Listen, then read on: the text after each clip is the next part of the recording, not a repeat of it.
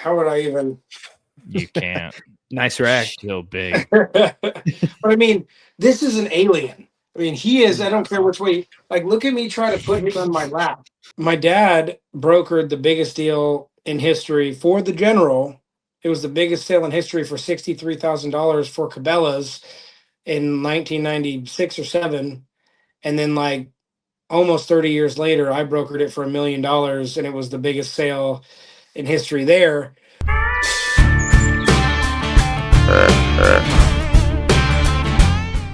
Hey everybody, welcome back to the Hunter's Advantage podcast. It is the first podcast since season opener here in Oklahoma. I know in Texas, I think it started a little bit sooner, but I think the 28th, 27th, Yeah. something like that. Huh. Yeah. So have you did any hunting yet? Dude, got after it one time. Actually got permission on like 18 acres. I think I talked about this a little bit on the last podcast, but I've got a pretty nice buck. You say for anywhere, I say especially for down here, probably about a low 40s type deer. And I think it's nice.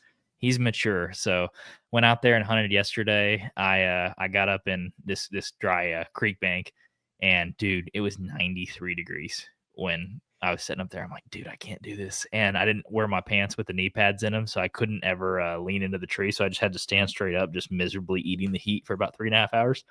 I broke a piece of bark off about an hour and a half in at about 5:30, and I heard, huh, and run off. And I about wanted to, got on Marketplace, started adding my stuff on there. I didn't press post, but no, that deer didn't show up. I had a little bitty 7-point come in, and then those does that blew off. So Well, you get like it was tags in Texas, don't you? So $2 tags. Mm-hmm. Oh, $2 tags. Gotcha. Mm-hmm. I did draw back on the 7-point. I drew back on it just to see if I could still see my pins. Yeah. So I made sure I was not even close to the trigger on my release. That'd be my luck. My luck now, not only would I hit it, I'd probably spine it.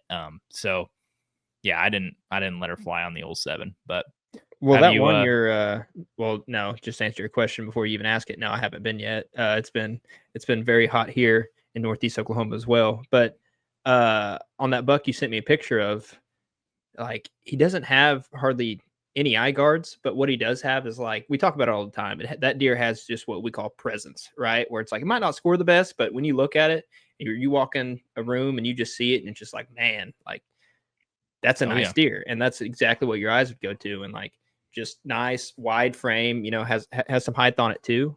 I mean, especially on a little Texas body, that thing. Oh yeah, I think he's probably 19 or 20 inside. I mean, he's wide. His frame kind of splays out. He sits like that. I've never really shot a buck like that, so he would be he'd be welcome to the trophy wall. But yeah, man, it's a little grip and grin action. You'd be right here, just holding the bone. But yeah, speaking of big bucks, we got a pretty good guest on today. I'm excited for this one. He's held a lot of bone, that's for sure. But yeah, we got Cody Idle on. We'll bring him in real quick. What's going on, man? What's up, guys? How you doing? Good, man. Joining us from the South, huh? Down in Florida. You got to update your bio, man. We thought you were Montana through and through. Well, that's because I don't want to fully let it go. I'm born and raised in Montana, and I lived out there till I was 34. I even, after like 2 years after I moved, I still had my Montana driver's license because I wanted my tags, and they finally forced me to get a Florida driver's license. Something about having a kid or something, and I had to have a legal residency in Florida, and long story, but yes, now I have. But I am a Montana boy at heart and by blood. If you move to Florida, do you still get to get resident tags in Montana, or like if you had a lifetime per se? Well, so they have a thing, I forgot the term for it, but it's like a return home deal where if you do go back, you can, if you had a residency for long enough, you can go back, and there's different pricing tiers for the tags. If you did move back, there's like a much shorter time that you'd have to wait to be considered a resident again. But I mean, I've been gone in total. I've been gone for 6 years. So, I got to put in for the non-resident like everybody else now. Oh, you're one of us common folk now. They Ugh. betrayed you. I'll come down and hang out with you guys. Oh man, dude. Yeah, we've enjoyed listening to you on several podcasts. Obviously, and it seems like you kind of been making your rounds. From I guess keeping up with you from your stories and stuff, it looks like you're just jumping on planes and slinging about the biggest antlers on the planet. But so can you kind of familiarize our audience a little bit with kind of what you do and a little bit about your background, and then we'll jump into some of the hunting stuff. Sure. Well, I mean, this year in particular, where this really started is, like the long and the short of what I'm doing now started with. This is before like getting into the family history stuff with my dad and everything, but I got approached back in February to broker the deal for the general. And I was told at the time that the seller wanted $1 million, intentionally wanting it to be the biggest transaction in history for a set of deer antlers. And I said, that's the craziest thing I've ever heard, but let's see what we can do. And then about 30 days later, I sold it for $1 million. And then flash forward, the gentleman that bought the deer, him and I started a new company called the OG brand. And now I basically travel around and seek out big deer. He's acquired like more big deer, so there's more, some that we know about, some that we like the public doesn't know about yet. And OG is doing everything from making replicas. Like we've got the, you know, like this is the general with the kickers added back on in the quarter size, but we have Antler Tech making the half sizes, which are sweet. You Dude, know, that's so cool. That's awesome. this is the 50 size, and then right behind me up there, that's the OG and the full size replica up there.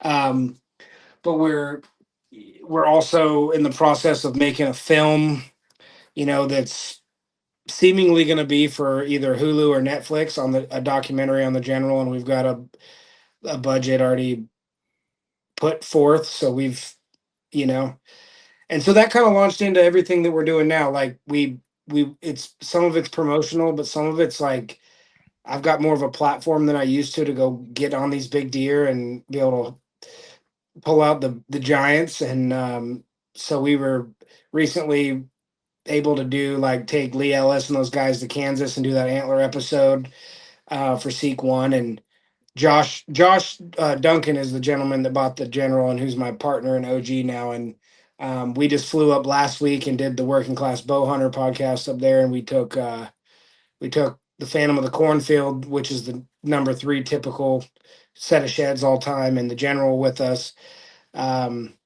Just kind of, I'm not even sure what I'm even doing, to be honest with you. Cool stuff. What everyone wants to do. Yeah. Because it's funny. My dad asked me the other day. He's like, "So if you go on a date," he's got that Southern accent. "So what do you tell them when they ask you what you do?" And I was like, "Well, I do like there's outdoor stuff." And then I said, "Dad, this just sounds like I don't have a job. Like really, like I don't know what to tell them." But like, yeah, it's and probably the part you guys probably don't know is I come from a heavy art background, and my younger brother's a famous oil painter out west, Colt Idol. My dad's heavy in the art. We have an art gallery in our hometown, my hometown in Whitefish, Montana. And my main business up until this recent year and a half here is I broker original artwork for a couple well-known artists, like oil painters and one photographer. So, but kind of the glue that brought this all together and that's so interesting though was I kind of brought my high-end art clientele to the antler side of things, and that's where some of these transactions started making sense. You know, so it was an antler guy that approached me about selling the general for $1 million, and I'm like, I'm not going to the antler market and the normal folks that are might be poking around this because that price is impossible there. So like for me to do this, I'm gonna have to bring in someone that's like from a different walk of life, I guess, so to speak. Um, but yeah, so I've run all over. I when we flew back from WCB the other day, that was my 65th flight of the year. I've been in 40 states and 4 countries this year. I shot a new first episode of a new show in New Zealand on the South Island of New Zealand with doing the Red Stag thing, and um, boy, it's about to get crazy because I got Kentucky muzzleloader in 3 weeks, and then about 2 weeks after that, I've got Missouri for 5 days, and then I've got Mexico whitetail, and then South Texas for 2 different trips. It's little, it's a crazy life, but we're building something, so we're kind of having fun and going fast. Yeah. I wanted to dig into this for a second. So I worked at a semiconductor company, and we named every one of our products after like a famous artist. Like, so every one of our launches, like Rembrandt or Picasso or Van Gogh or Raphael or whatever. So, but Yeah. art is so interesting to me, and I guess antlers are too, in that like it's so subjective, and I don't know if the market for like fine art is huge or whatever, but like what's the Mona Lisa worth to someone? It's like, well, whatever, someone will pay for it. Like, was that a weird profession to be in, or is it a little less, is it a little less wishy-washy and subjective than you would think as someone kind of sitting on the outside? Well, a clear answer to that is there's a big difference between where I come from with like Western art and then very Hmm. contemporary art, right? So I mean, I'm from Montana, and the hubs for Western art are going to be like Santa Fe, New Mexico, Jackson Hole, Wyoming, Bozeman and Whitefish, Montana, Park City, Utah, stuff like that. And so your art is going to reflect a little bit of there's some history of the West in there, rodeo stuff. If you're in Jackson, you're going to see the Teton Mountains and bison. And um, so, I mean, historically, some of those deceased artists that you mentioned, like, let's go with like Charlie Russell or Frederick Remington, some of those like historical Western style. At the end of the day, art is still very subjective, but there's a very strong Western art market, and the art market in general, I mean, it makes the antler market look tiny. But you're talking about something that's worldwide, you know. Hmm. Um, I mean, there's a contemporary painting a couple years ago that sold for $600 million. You know, Gosh. there's so there's stuff like that. It is 100% in the eye of the beholder. But then what we're talking about when we look at like antlers, I mean, that's God's art. It's that's what the OG brand is. It's original by God, as God made it before man manipulated it or affected it. And so no two white-tailed deer are the same. And subjectively, yeah, they're all going to be a little bit different, and they mean different things to different people, and they come from different time periods, when especially when you're talking about these historical deer. So but yeah, the art world it's the same way. It's just different walks, so to speak. It's an interesting bridge between art and antlers, but it's really happening that when you really get, when I go down to South Texas, which I do a lot, pretty much annually, that it's like the crossover between the big South Texas ranch owners and stuff and their enjoyment of art and like hunting is pretty consistent.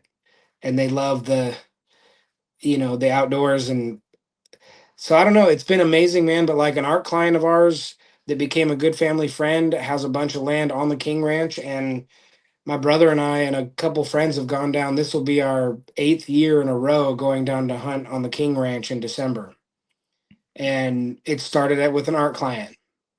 So I don't know. Of course, we own a gallery up there. There's art comes in sometimes, and I'm like, that sucks. I hate that. It is subjective. You don't have to like it just because you're in the field, right? Yeah. Of No, course, that's I say that, and then that's the one that they sell the most of in the gallery. Oh yeah. So have you got some of your art clients who previously weren't interested in deer at all, like interested in purchasing antlers and stuff now, or is Very really? much so. Yep. Did you see in the Seek One episode that big wet, like black and white painting of the Phantom in that lodge there? I did, I yeah. watched that episode. Yeah. I sold him that painting long before I ever sold him the General. Oh, And not that's only cool. that, I had the artist paint it for him and he didn't own the Phantom back then, but he really liked that deer, so I set up a commission painting for that. That's super Yep, cool. that is cool. Whenever you were saying, about that $600 million painting, yeah, I put in a bid for that. I just didn't win it. So I just wanted you to know that. What was yours, like 400 million you put in? It was something like that, but it doesn't matter now. But no, you talk about how antlers are basically God's art, and I agree because not one is the same. Kind of like a lot of paintings, and or I guess any paintings. But is that kind of what catches your eye when it comes to like sheds and stuff? Very much so. It's like I was just out in Jackson Hole, and this guy was like, "Well, would you rather kill a 400-inch bull or a 200-inch whitetail?" And I said, "A 200-inch whitetail all day long. Love elk. I'm from Montana. And they're the pride and joy of Montana." But I told him, if you put 400 uh, like bulls in a room that were all taken, that were all like 350 plus, and you put 400 200-inch whitetails in that same room, the whitetails, you're going to have 400 different deer. Those elk, you're going to have 400 that look very similar in their framing and stuff. They might be the occasional kicker and a little bit different mass, but they tend to frame out the same way. And so there's something about whitetails that just they're like fingerprints, man. Like no two are just alike. And interesting here. We talked about, we originally called this new company the OG, which stood for Original General, not the one you see right there as we all knew him to be, but the actual original as God made him before man affected him. But then once we started running with that name, we started thinking about, what is the feeling around that term OG? When we call someone the OG of anything, we're it's high praise, right? We're talking about the OGs of the rap game or the OGs of the hunting industry. Like you're always talking about someone who did something. And then when we went to the other side of it and we said the original by God, which is the website, originalbygod.com, we said, yeah, but if you want to carry it that far, we are all original the way that God made us. And so, like, you should be true to you. And so, this OG concept has really, like, it ran through us. Like, we're like, this has to be it. And so, we formed that company, and now we're making that film, and we're buying up all kinds of famous deer and doing replicas and bringing on influencers, and I don't know what the heck happened. I don't even know why I'm here, guys. You ever sit there, you're like, how did I get here? I do. Well, I mean, to top it off, I haven't worked a day in the last 4 years, so I'm like, sooner or later, I'm going to have to do something responsible. Um, but no, all jokes aside, it's been wonderful, and we've built a great team, and we've got guys we hired a full-time filmmaker, which is going to be a crazy perk. And guys, this is nuts. I didn't know like the Netflix stuff and all that, but like we had to raise, like, the budget for this film starts at 600K. So we had to we're rolling in December, but I was like, when I heard these numbers and stuff, I was like, I mean, I have no experience in the filmmaking side of things, so this was, I don't know what I had in my head, but it wasn't that. Um and so, but we've got some pretty awesome personalities from the industry that are going to be involved, and actually some big names from um, other walks of life. And sounds like some of it might take place at Real Tree Farms, and We got about 20 different filming locations and a 8-person crew. And we're gonna film like a true crime whodunit on the 66-year story of the general. And there's a bunch of cool stuff that we haven't shared yet publicly, like crime raids, attempted murder, laws getting changed in Nebraska over the general, all kinds of stuff. Oh wow. So well, I'm gonna keep the next Netflix subscription. Then I'm not gonna cancel it like I was planning on doing because all the woke stuff they're doing. Man, I'd like to. I mean, we definitely want to dive a little bit deeper into the general stuff here in a bit. But I'm curious. Like, obviously, your dad's a famous artist, sculptor, co-founder of North American Whitetail, I believe too. Can you kind of walk me through a little bit of, like, I guess your younger days, like growing up, observing, being around, like enriched in everything whitetail, like basically your whole life? Was there any part of this that you didn't want, or is this just like something you picked up? You're like, I love this. This is what I want to do. Well, I was ate up with hunting, but you guys will probably find this interesting. My dad's an old school Southern tobacco farmer as like his youth, and none of those people talked about anything they did. And most of my dad's journey that made him well known and kind of a staple in the whitetail world had come and gone. He had sold that what later became the legendary Whitetails collection. He had sold his stock in the magazine and moved to Montana, and that's where my brother and I were born. So, what's crazy is I barely knew much about him and what he did until I was like 25 years old, because he never told me. All we did was hunt. So now, did I look over and notice that the hole in the horn was in the foyer? Yeah, but I didn't understand the depth of that when I was a kid. But yeah, I mean, we had the Wrath buck in the house, the Illinois Roadkill, and the Hole in the Horn, the Flora Campbell, you name it, potato pile buck. Most of these deer that I've shared have been inside the idol household at some point in the past 30 years. But the strange thing is my dad like vanished from the scene in like 97. And um I didn't know until about 5 years ago or 4 years ago when I started sharing stuff from our family photo albums. Like I put something on Instagram and I had like 3 followers, and I went back and looked and I'm like, why do I have like 1,000 notifications right now? And it's some old deer, like some old buck, and my dad's like, oh yeah, that's the Wrath buck. It was weird, but we really didn't have. We'd go on hunting trips and then like go into town from hunting camp to like the local cafe somewhere, and there'd be like 5 guys standing there to get his autograph. And my brother and I'd be sitting there like, what is Who going is my on? father? Yeah. Yeah, what is this? Yeah. My first You- guess was Mafia. I yeah. didn't know, like, I was like, did you? Okay, no, okay, we don't want to talk about it. And then occasionally, somebody would be like, "Hey, your dad's. Do you guys know what all he did?" But we really didn't. And but I hunted with him all over the world. I mean, I hunted with him in Africa and Alaska and East Coast, West Coast, all over Canada. I mean, he was my hero, and I knew I could sense that he really knew what he was doing. But I think all kids think that about their dads.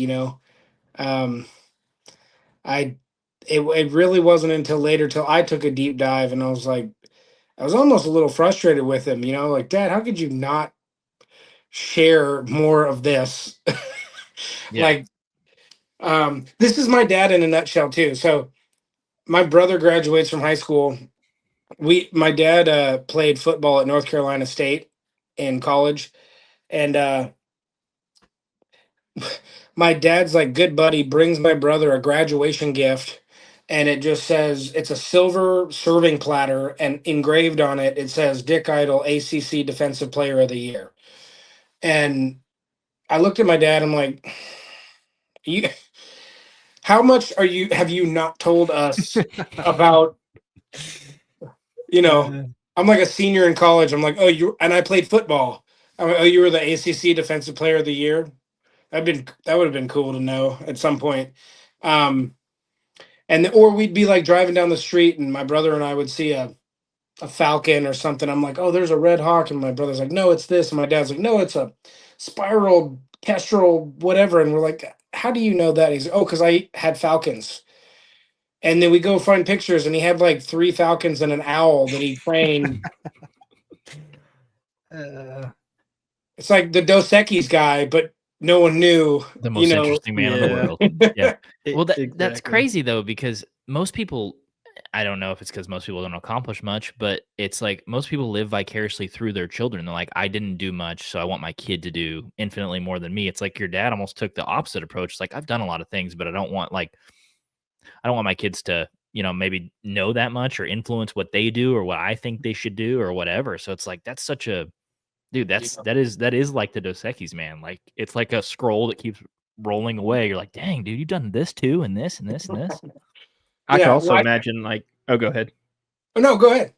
Oh, I was just gonna say I can imagine a 12-year-old Cody Idol going over to a buddy's house and like staring up at, his friend's dad's 160 as hanging on the wall. And it's like, why did your dad shoot small deer? Like, why do you have small deer? Meanwhile, they go to your house, you get like the hole in the horn just sitting on the coffee table, and you're just like, oh, okay, that's cool. With my mom in the back being like, Dick, don't bring another deer home. You don't need any more. We're running out of wall space. But you know what's crazy too is like one thing I have a hard time getting across to people now, because we're ate up with whitetails. But I grew up in a very remote mountainous place in northwest Montana, and it is to this very day, if you're a resident, it's like $100 to run down to the sporting goods and get the sportsman's package, which includes turkey, black bear, elk. You can get your whitetail or muley, depending. You can get a doe tag. You can get your duck stamp, your upland bird, and you can get your antelope, and then you can put in additionally for mountain goat, bighorn sheep, moose, mountain lion. It's $20 over the counter now for a wolf tag. Like we don't have great whitetails in Montana now. So like I always loved them, but even when I was a kid, I had to travel to actually get into good whitetails. We didn't have them. And occasionally someone would get a great deer in Montana, but I mean, I grew up hunting bears and moose and everything else. And so it's funny that I've kind of gone down this lane of mostly big whitetails, which I love. Um, but I think people forget sometimes. I actually think some people think that I don't even hunt because I'm just always holding big tags or something like that. I'm like, dude, that's all I did till I was 35, and is hunt.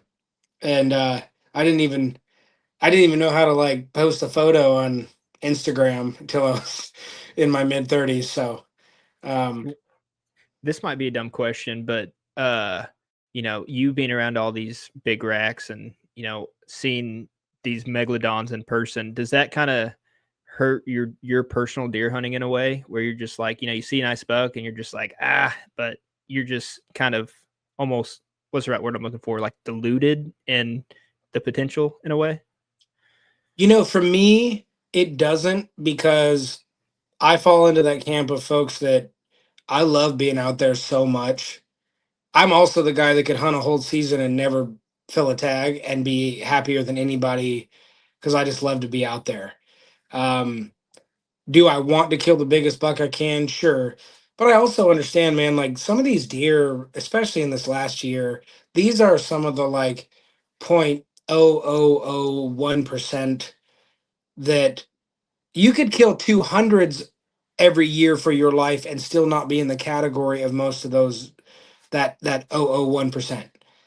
And so I can look at those and understand that, like, if God ever blesses me to harvest a deer like that in my life, or even find a set of sheds like that, um, man, it's like almost getting struck by lightning. It's just, uh, but I'm not holding my breath, and I love to get out there. I love to hunt, and like last year on that King Ranch trip, I was amazing. I was able to put a stock on with a friend, and we got a 191. And I've been blessed to get on some big deer, but man, I don't even know what I would do if like a 250 or something like that walked out. I watch them, I see them on camera, I hold the sheds, I hear the stories, I interview the people, and still I'm like, none of that's real. This didn't happen. This deer's made up. Like it, I don't Yeah. know how, I don't know how we got to this, but um, I just did. I mean, I'm looking at this 142 I shot a couple years ago in Texas, and it would literally like most of it would fit inside the brow tines of the general. I Hmm. mean, he's got 32-inch main beams. He's got 50 inches of mass measurements. I mean, he's a dinosaur. They don't even Yeah. seem like they're the same animal. Species. Yeah. Yeah. Yeah. It sounds like almost a story, and it could be the same way with, your sheds and your, and all the antlers that you guys collect. But like, it's almost like the story means more than, the actual size of the antler itself. Because Christian and I talk about that a lot. It's like, would we rather, like, would we rather shoot a 200-inch buck?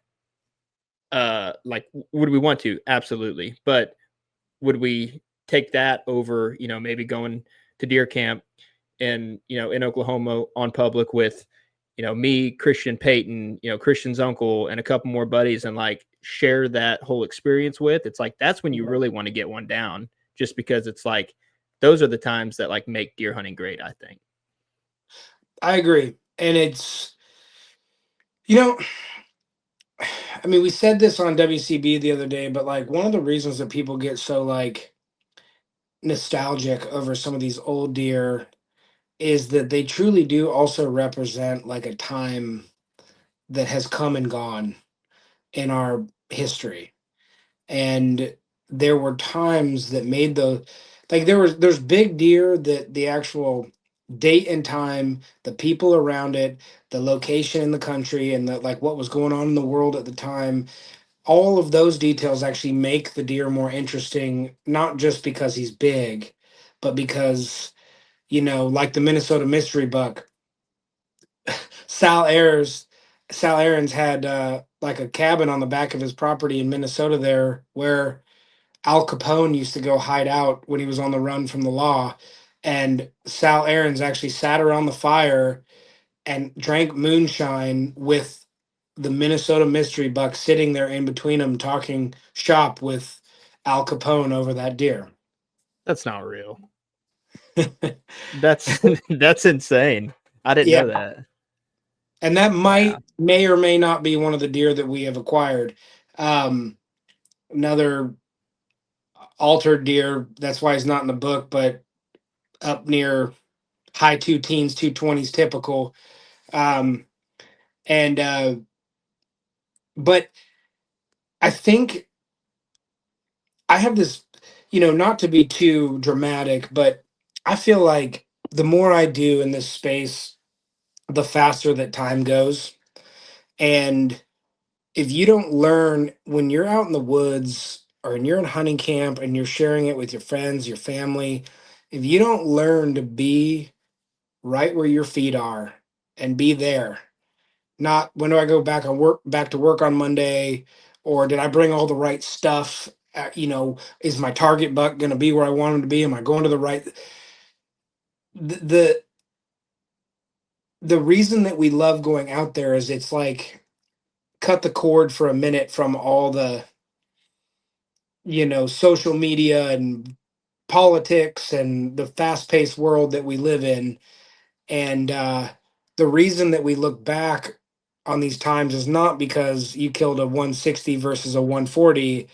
It's the times spent and the memories made and moments had out there. So you know what big deer have done for me is they've opened the door to new relationships and opportunities. um, all those trips I just told you about that I'm about to go on, all of them are the same category. Like I can reasonably hold out for like a 150 plus. If I want to get really stingy, there's bigger deer, but like I'd rather go shoot 5 150s in the next 5 trips, or 140s or 138. I don't care. I want to go get a deer down and share camp with some awesome people. And um, if the day comes that I can get a giant, thank you, Lord. You know, Yeah. Dude, they're like so unplannable too. Like every they one are. of those stories is like, I was 16 years old and I borrowed my dad's bow and I sat on a bucket and here come a 240 and I've never That's seen like it. every story in Legendary Whitetails. Dude, It it was is. like Bob got a flat tire, so he decided to walk out in the field and sit on the edge, and like a 290 walked by. Like, Dude, all of them.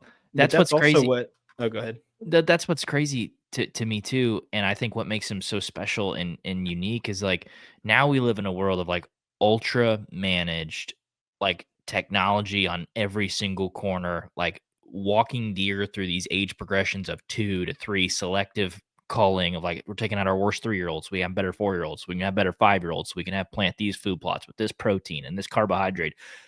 These people in the 60s, 70s, 80s, it's like, oh, no, that was a big one. He's bed in that hayfield, and I shot him. You know, right. like it's just so awesome and It nostalgic. is.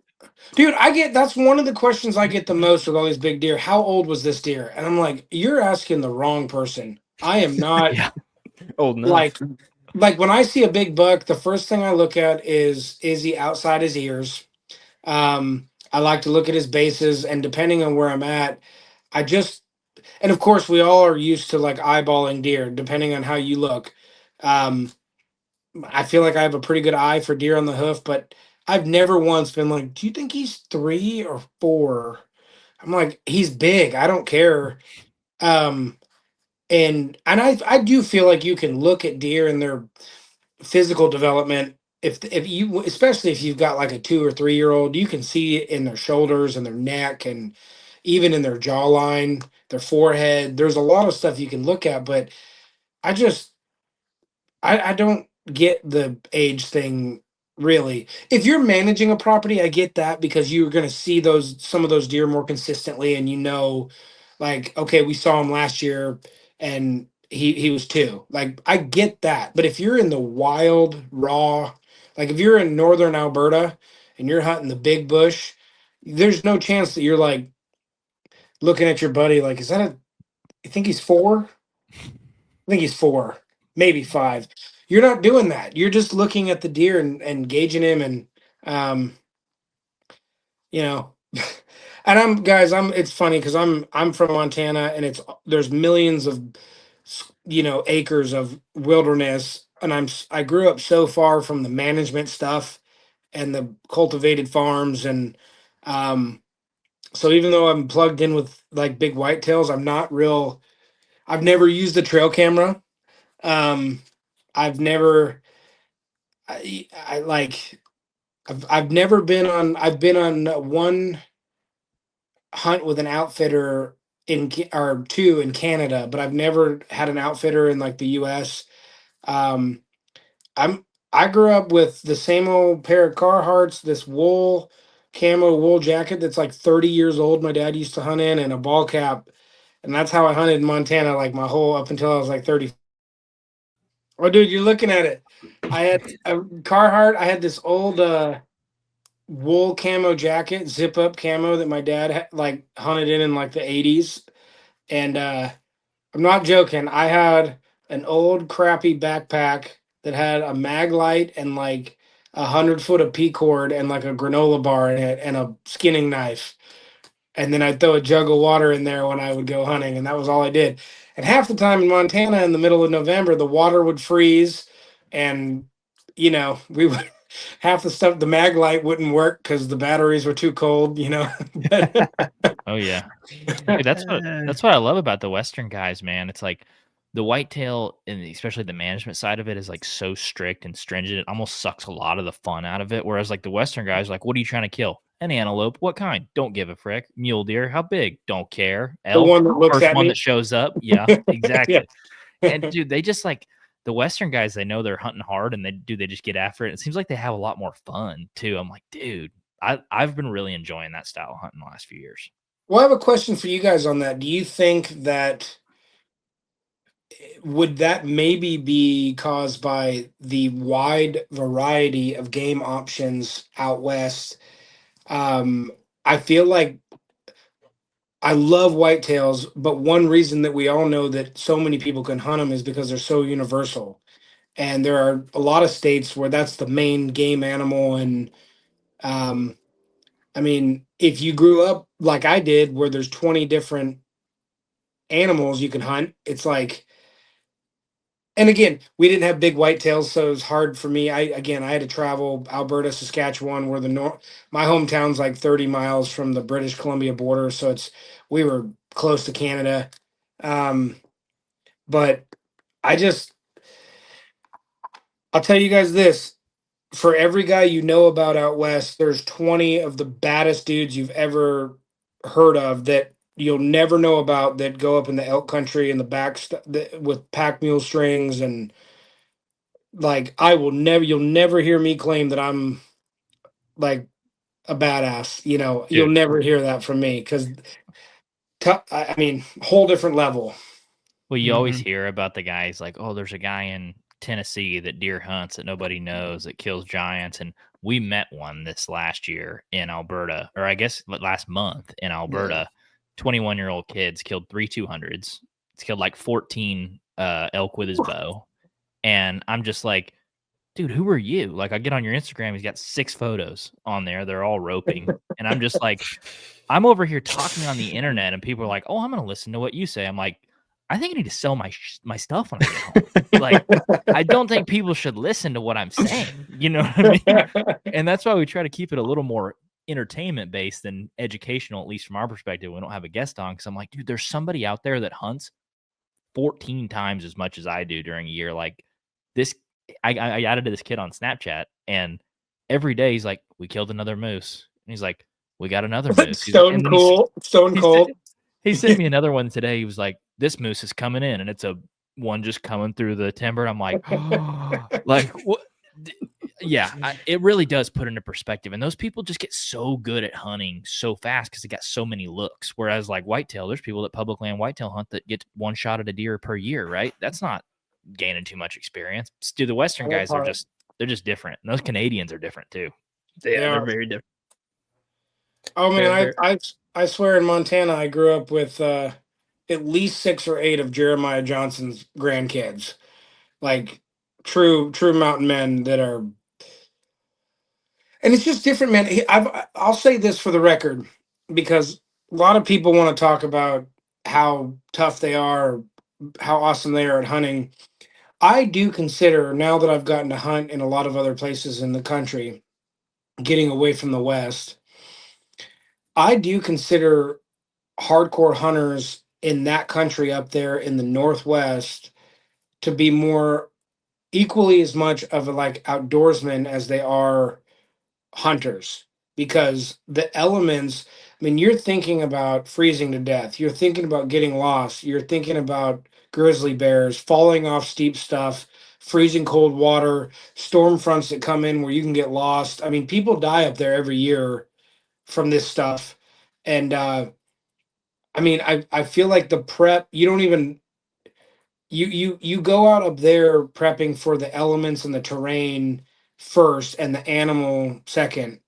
And I feel like some of the stuff where people are hunting the edges of cornfields and, you know, more of the urban, not urban, that's the wrong word, but just rural stuff that doesn't have those factors, you can't deny that it's a completely different approach.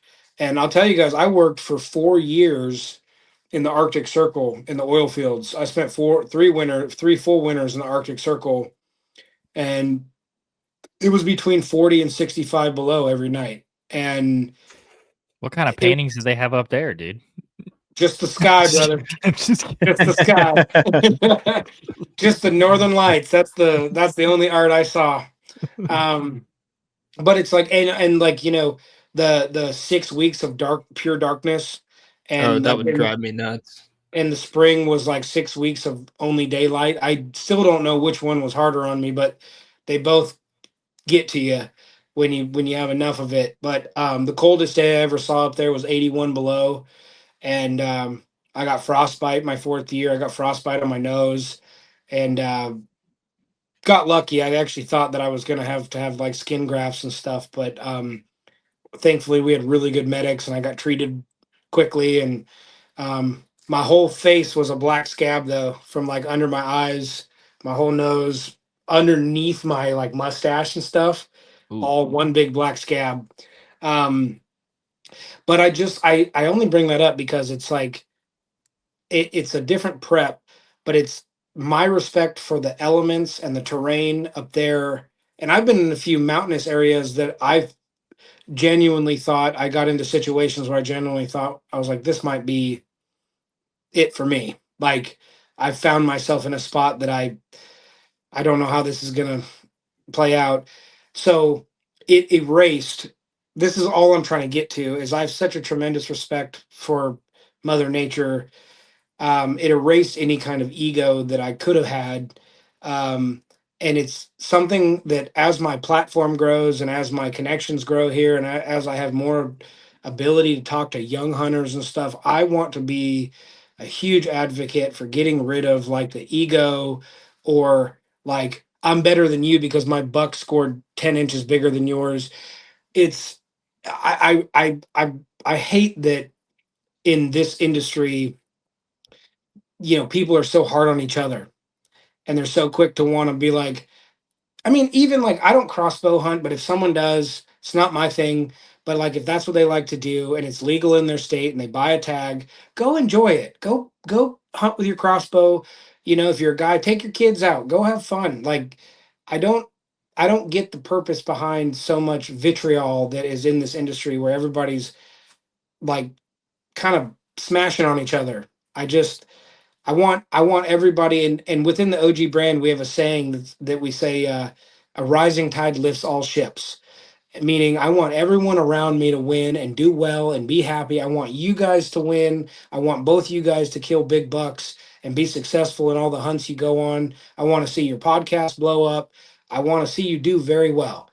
And I that's the only way I'm interested in proceeding is, and anyone that I come in contact with or spend time with, I want that for them too. And if there's anything that I can do, I'm going to do it. If there's anything I can do to be beneficial to them or help them or lift them up or teach them something or learn something from them, I'm that's I think that's what it's all about. Oh yeah. You got to, yeah, taking the ego out of it, I think, is really, really important. And Well, go ahead. oh, I was just going to say, I think that's what makes the industry so icky feeling. I mean, that's why there was a, I don't know, probably like a month span where like Christian and I just really didn't even want to talk about whitetail. Like whitetail will always hold our hearts, obviously, but that's why we've kind of ventured out to like, we went to Kodiak Island, try to chase some blacktail, we went elk hunting. We're trying to venture off and kind of take a step back from whitetail just because like anymore, if you're not killing 200-inch deer consistently, like you're not relevant. And it's like, that's not what it's about though. Like it's about, the camaraderie. Like also, I think it almost rewards hunters in a sense because if you look back over time, it's like Johnny King Buck. How'd he kill that? On a deer drive. Milo Hansen. How'd he kill that? On a deer drive. It's a community based thing. And like that's what I think at heart it's about. And so once people try to individualize and like, granted, I know like if headgear is what you after, especially now, it's like it's kind of like a solo game in a way, but kind of like what you said, ego is a big thing in that. And if people can't like realize that and take a step away, it doesn't make it fun for anybody. It doesn't. And it's you guys said it earlier. There's so much circumstance and things that have to go right and the stars have to align sometimes for like the right thing to happen. I don't care how good you are.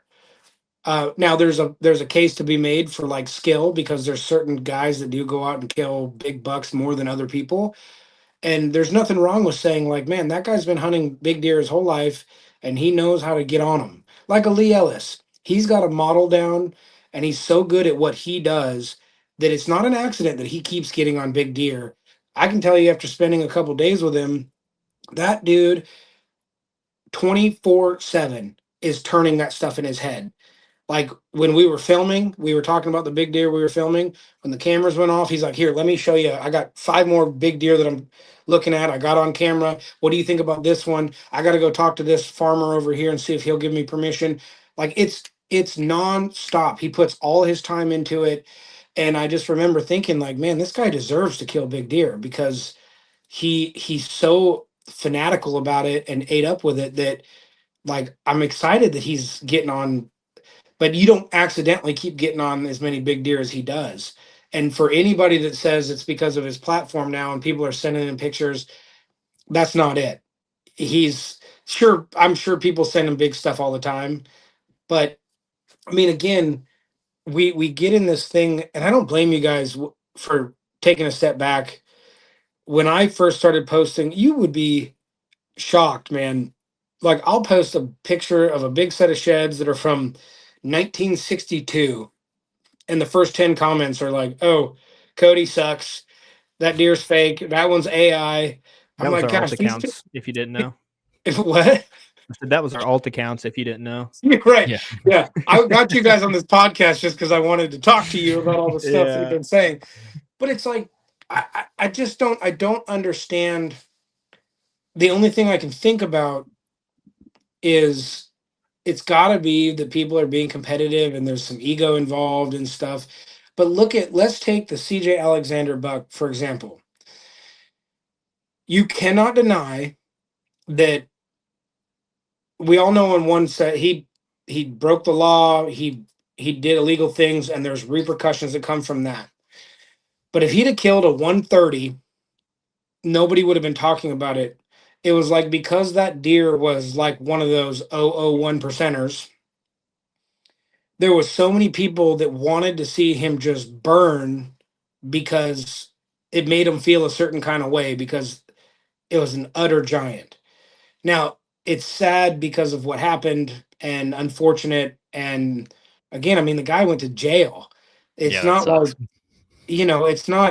it's not a happy story, but I just looking online, I saw these people like, oh, they need to lock him up forever. They need to do this to him. They need to do that to him. I'm like, okay, he's a kid and he made a bad choice and he's paying for it. And they took the deer and all the things that you know are going to happen when you do something like that. But I could not get over the fact that more people wanted to see him go through the ringer because the deer was huge. That's the part that I'm like, I mean, I'm a Christian guy, and at the end of the day, I'm like, I don't agree with anything that he did, but as a fellow human being, I can't sit here and just want the worst for somebody. And like, I'm not going to condemn him or wish him ill will. Like, he's going to have to pay for his choices. And I agree with the repercussions from making those choices, but it's just such a, I mean, look at like everything we're doing here with the general. Man, some of the people that get on here, my favorite one, my partner Josh has a jet. So we fly around and take the general to different places in the country.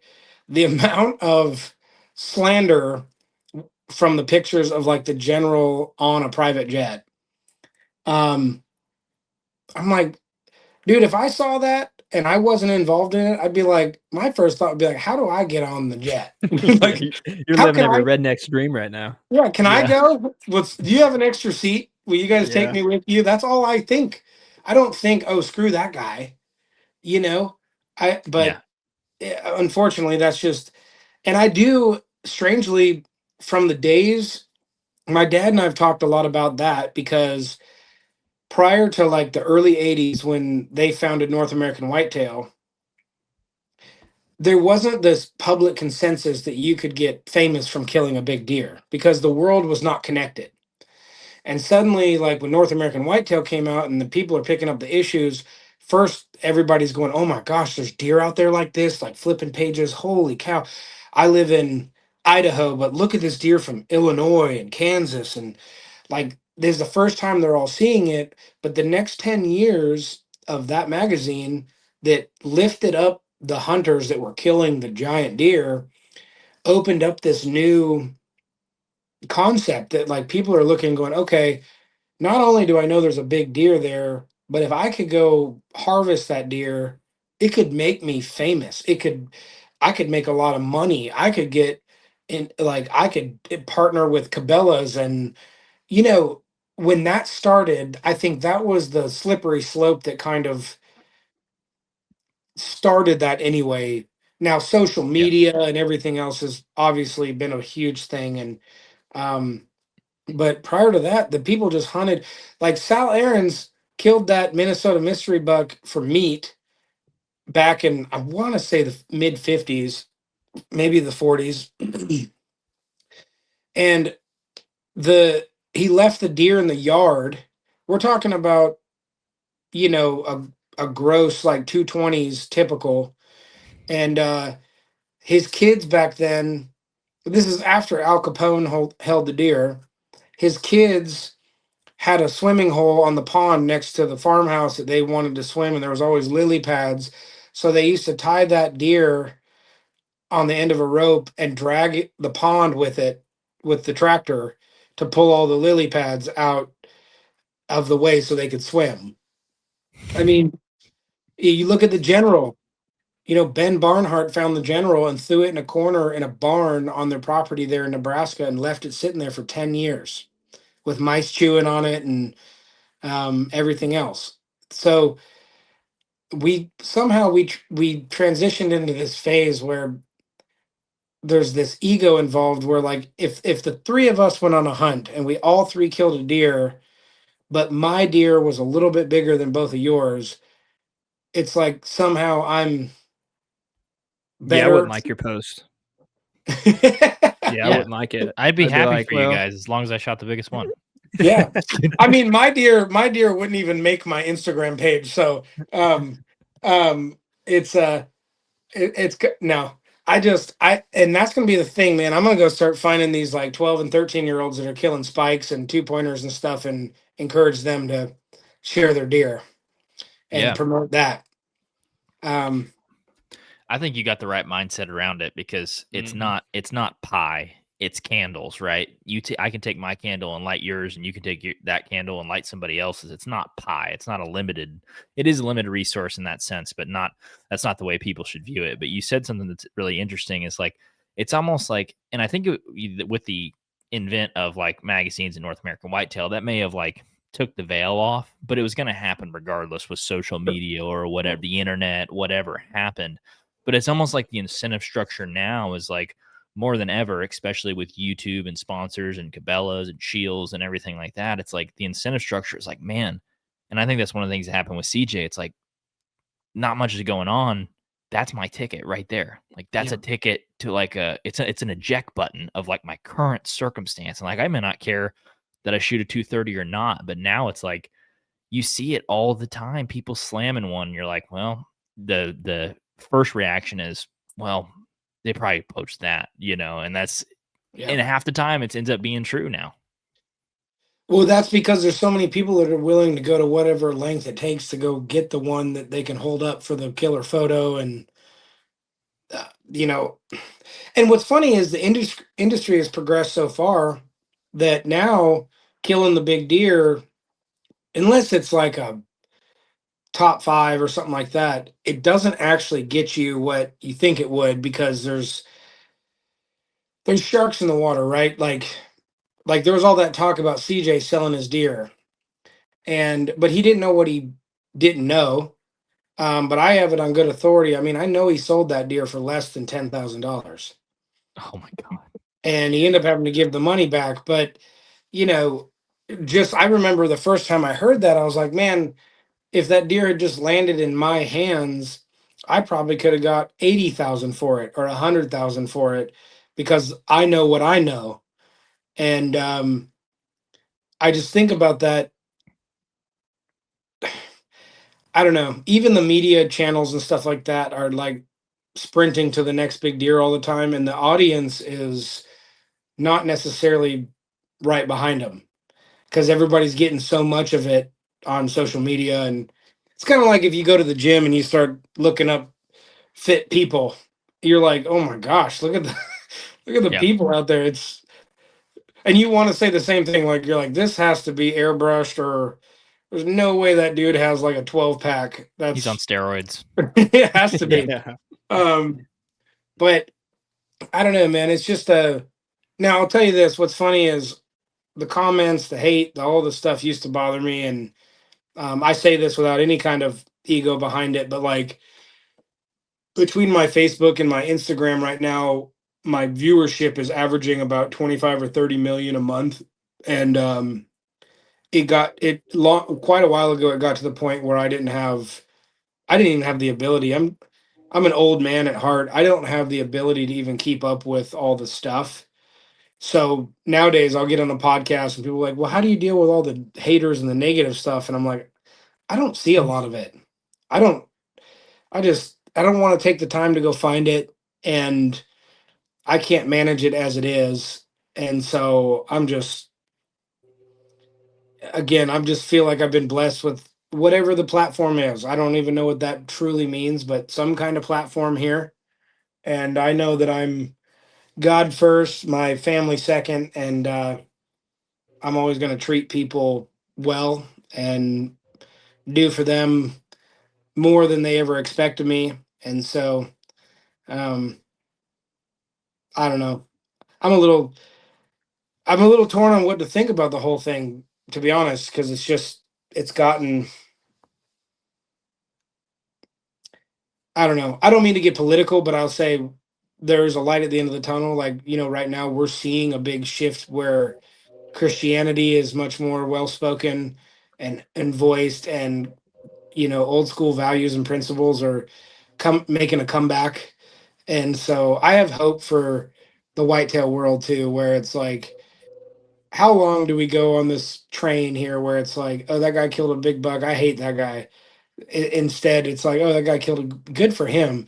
And I'd rather go help him tell the story than you know be jealous.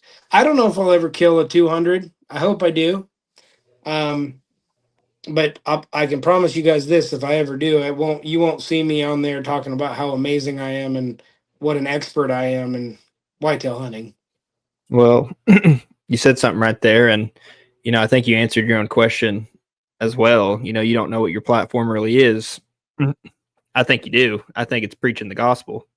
And I mean, just you being you and the way you hold yourself. I mean, just from what we can see from the short conversation and through your social medias and stuff like that, and how you treat other people, it's like, I mean, that speaks volumes, whether you kind of realize it or not. All those people and how you take those negative comments. That's probably what they're wanting. That's probably what they look forward to throughout the day. It's like, hey, I want to see how riled up I can get this guy.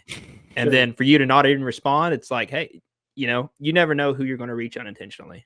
The Hunter's Advantage podcast is brought to you by Out on a Limb Manufacturing. I used to be that guy lugging heavy gear down a steep hill after a big buck and regretting it with every single step. But now I use lightweight and dependable gear from Out on a Limb Manufacturing, and it has made a huge difference in my hunting and allows me to get to those hard to reach places. I do a lot of saddle hunting on public land throughout the fall, and a lot of those walks are 1 to 2 miles deep into the mountains. And in those situations, extra weight is not your friend. There's nothing better than walking through the woods and being able to get in any tree that you want.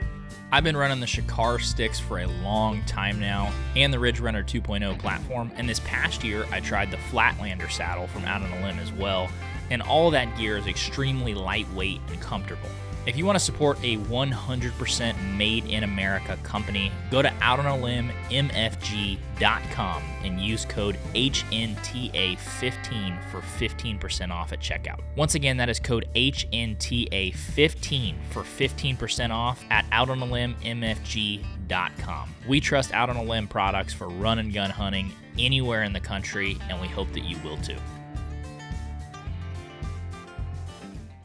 But before we dive into the general, we're kind of talking. We were mentioning a little bit about CJ and selling antlers and stuff. Like, do you think? And it kind of seems anecdotally from the outside looking in. I'm not an insider in this world, but do you think antler collecting is big? It's growing in popularity. It seems like more people are interested in collecting like really big sheds or giant deadheads, and maybe not even on like the buying side of it, but like it seems like people are trying to acquire these like really unique antlers now. Even like local people like, look at this freaking 7x7 shed that I got off a farmer. Like, it just seems like people are getting more interested in it. You think that's happening?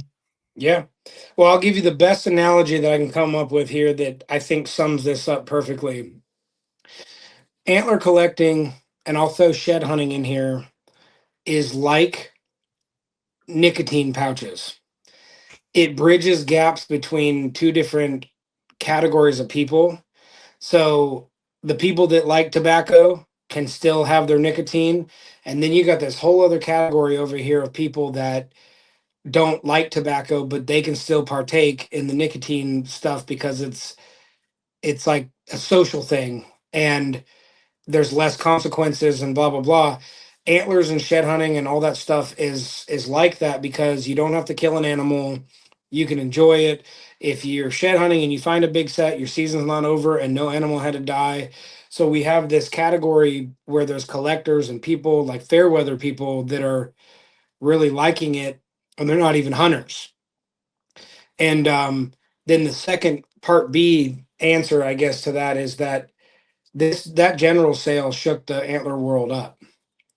It opened some eyes. It got a lot of people interested, and I can't say the deer, but I just got approached a couple days ago for another deer, famous deer that they want $2 million for that deer. And Is it the Ron Paula book? no, they offered $2 million for him to actually just let him X-ray it, and yeah, I seen that, or I didn't see that, but I thought it was only like 10,000 for him to X-ray it. No, it was. Yeah, I was just messing. No,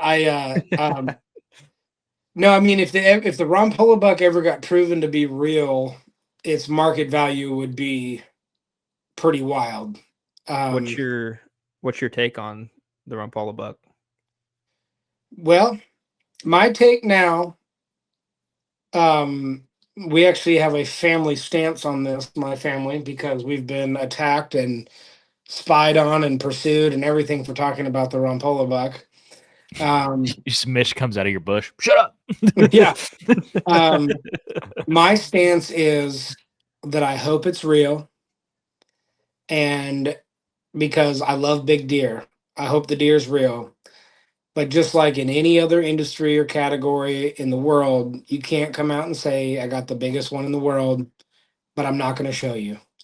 Mm-hmm. So at the end of the day, I would love for him to just go get it x-rayed or get the right team on it that could document it the proper way. I just personally, I've got enough deep dive into this and research and people I've talked to that have been around it. And, I'm like 80-20. I don't believe it's real. I can be proven wrong. But I can't be proven wrong without evidence. Right. Well, like I am, when it comes to like whitetail conspiracies like this, it's like my wife watching, or probably anyone else's wife that's listening, watching those murder mysteries docs on like Netflix or whatever. Like she loves them. And so if I ever end up missing, just know that she's going to get off scot-free because she knows how. But with pulling back to these controversies, it's like, I don't really have obviously any skin in the game, so I don't really care either way. Do I think it's a disservice to, the deer if it's legitimate? Absolutely. Just because, I couldn't imagine like the scrutiny, probably, people I wouldn't want people showing up my house, saying, hey, let me see this deer, doing all this. Like, so I understand kind of like the backpedal and all that, but to hold off this long, and then also there's other kind of facts that don't really make sense. Like if you listen to any Ron Paula video like that's floating around YouTube, if you listen to him talk and the way he shows the tracks in the snow and all that stuff, you can tell he's a very knowledgeable hunter. And I think he was probably ahead of his time when it came to that. But you probably know better than I do in the history of Michigan record keeping. Like there's some bizarre fact of like out of deer that are like 24, 27 inches wide. I can't remember the exact ones, but like out of 6 or 7, he has like 5 of them. And before Mitch started hunting and entering into those record books, there was 0. So it's like, how does somebody do almost the impossible and then also hunt in a spot that doesn't really produce those caliber of deer? And what makes that, with the number that makes that even crazier, is that Michigan is one of the oldest record books in the country that's been tracking harvested deer. And there's something like, for those like 6 that are, I think it's 25, don't quote me on that. I think it's 25 inches or 24, 25 inches it's spread. something around there. there's only 6 out of like 1 million or 1.2 million deer recorded in that state, and Mitch had killed like 5 of them. Yeah.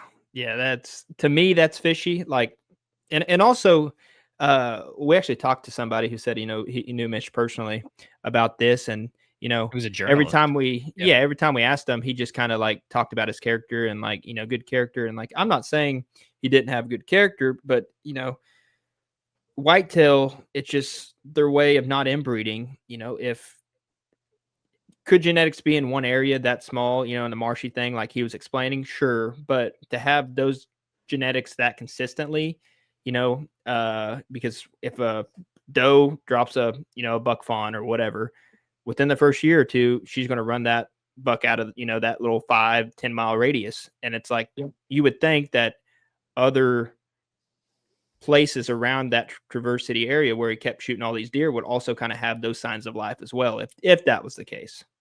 Yeah, and certainly there is a chance of an outlier, of course. But look, I've never seen anything like this in my life. This story has been going on and hotly debated for like going on 30 years. If I was a publicity person and nothing else, and I knew it was fake, it's like, hey, we're getting way more traction perpetuating the story than we are ever going to get. Like, it's a lose for us to go out and prove it wrong or actually share it with the world. It would be a big story if it got shared, but then the story would eventually die and we wouldn't be talking about it. But at this rate, with this mystery, when we're old men, we're still going to be talking about the damn Ron Polo buck. You know, right. Yeah. And I want to tell probably. you guys, like, I've never shared this before, but just I told you we were getting like spied on and this and that. My dad got a letter like 2 weeks ago because I went on the Hunter podcast and said I didn't think it was real and talked about my dad handling the deer, this and that and the other. And my dad got a letter 2 weeks ago, and this is like the 5th or 6th time this has happened from different sources. But the letter said, "Hey, we are writing a new in-depth article on Rampola, and we're telling the most factual story ever. We have to have your testimony in order for us to do this right. So we need to know if and when you handled the Rampola buck and your thoughts, and if that's real or if that's true." And then the letter was signed Ron Piola. Who's that? I think it was him. He signed it like Ron Pola, but he put Ron and the last name was Piola. Oh, so Dude, that's like that's his creepy. alter ego. And apparently, I've heard from other sources that he's been caught like writing people as his son, like using his son's like Facebook account and stuff to write people. And you'll see these messages that are like, Mitch doesn't have to prove anything to anybody. He's already proven everything he ever need to. It's clear that he's a world-class hunter, and he just didn't want the attention, or he didn't want the scrutiny, or everybody, or even the victim thing where it's like, oh, he came out with it, but then he got treated so poorly that he's never going to show again, and he has nothing left to prove. It's like, man, at the end of the day, again, I hope it's real, but it'd be like being like, hey guys, I was, from Montana. I'm the all-time leading scorer in basketball history from Montana when I was in high school. And you go, really? Is there somewhere we can look it up? And I'm, no. You just trust me. Trust me. It was. I mean, I said it once and people gave me a hard time, so I just don't talk about it anymore. And then when someone goes, well, I can throw a don't football over believe those you. mountains. I don't believe you. And then you're the bad guy for saying I don't believe you. Yeah. So, Oh, I'm still laughing from earlier when you said, I have the biggest one that's ever existed and I won't show you. It's like, yeah, I said that many times. I have the biggest one that's ever existed. And I won't show you. Disappointment. That's what it is.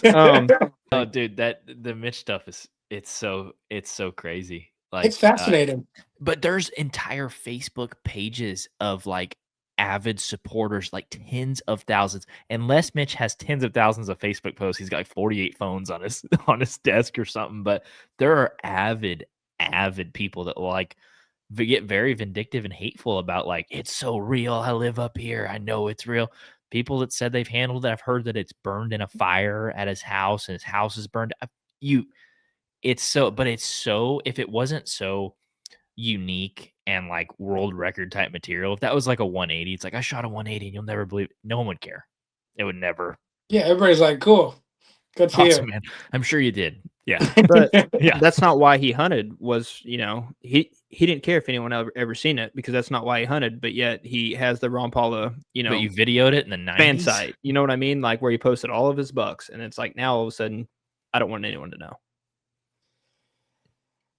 Look, what I think back then, we were at the apex before social media. We were at the apex of like people kind of newly realizing, like, holy cow, there's opportunity and prestige and fame and everything associated with this.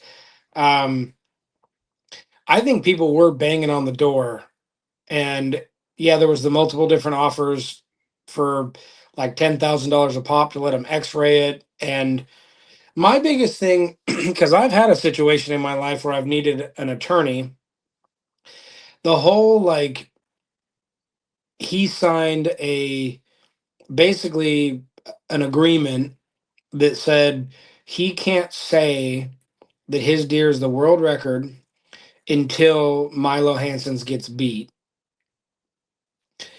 And for me, knowing what I know now legally, I'm like, look, if I was in his shoes and I knew it was real, I'm never signing anything like that. Whether I want to go public or not. You can't legally make me sign a thing that what I can say or not say. I think there was enough pressure and heat. It's one of the biggest pieces of evidence to me that shows that it's kind of like CJ's deer. I don't think CJ ever thought it was going to get as big as it did. You know, he goes and does all these articles and podcasts and stuff, and I just don't think he thought within like rapid fire succession it was going to be the most talked about deer in the country. And then once he did, he started trying to like pull back and reel back, but it was too late. You know, it's like it's already, man, everybody's looking now. Cat's out of And the bag. yeah, and I just there's just something weird. There's just something weird. I don't want to talk poorly about Mitch. I know that I don't know about all the wide deer like you mentioned, Jake, and that doesn't make sense to me. I will just say there is a technology out there that now can scan photographs and differentiate between organic material and non-organic material. And that photo has been scanned, and that's all I'll say. But there's discrepancies, and it's just so it doesn't. It's not even about because every time I post a wide deer, someone jumps on there and go, "Oh, so Ron Pola's far fetched, but this one's not." And I'm like, look, I mean that it might as well come out of his eardrums the way he comes off, like, Yeah.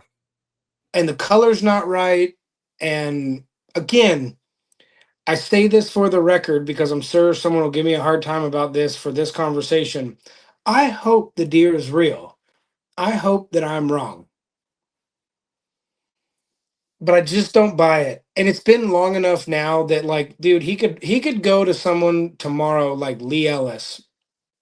I was actually talking to Lee on the plane, and he goes, dude, I'm thinking about going and just knocking on Ron Polar's door.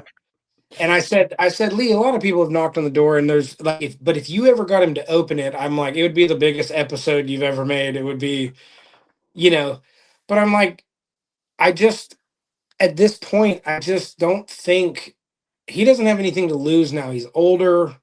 And the thing is, if it's real, he could prove it right now.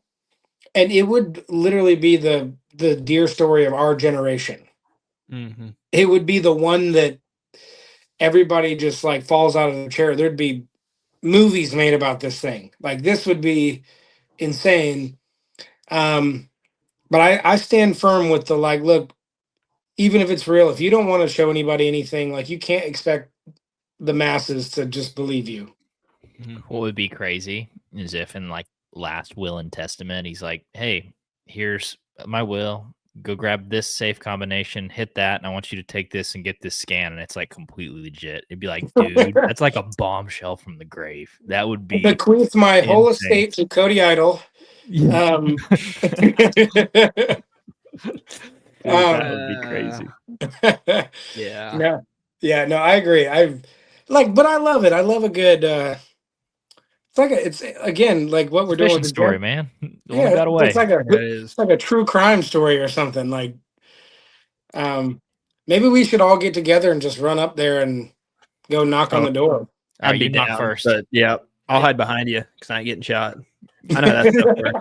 I've heard enough of Lee's stories on podcasts where he's like, yeah, I got a gun pulled on me. There's a dude, pointing out the window, and it's like, I will not door knock. But speaking of like controversies and guess on the same topic, how much do you know about, I mean, I would assume handling all those racks, you know a lot about the common base stuff. So when we talk about the Johnny King buck, what's your take on the Johnny King buck?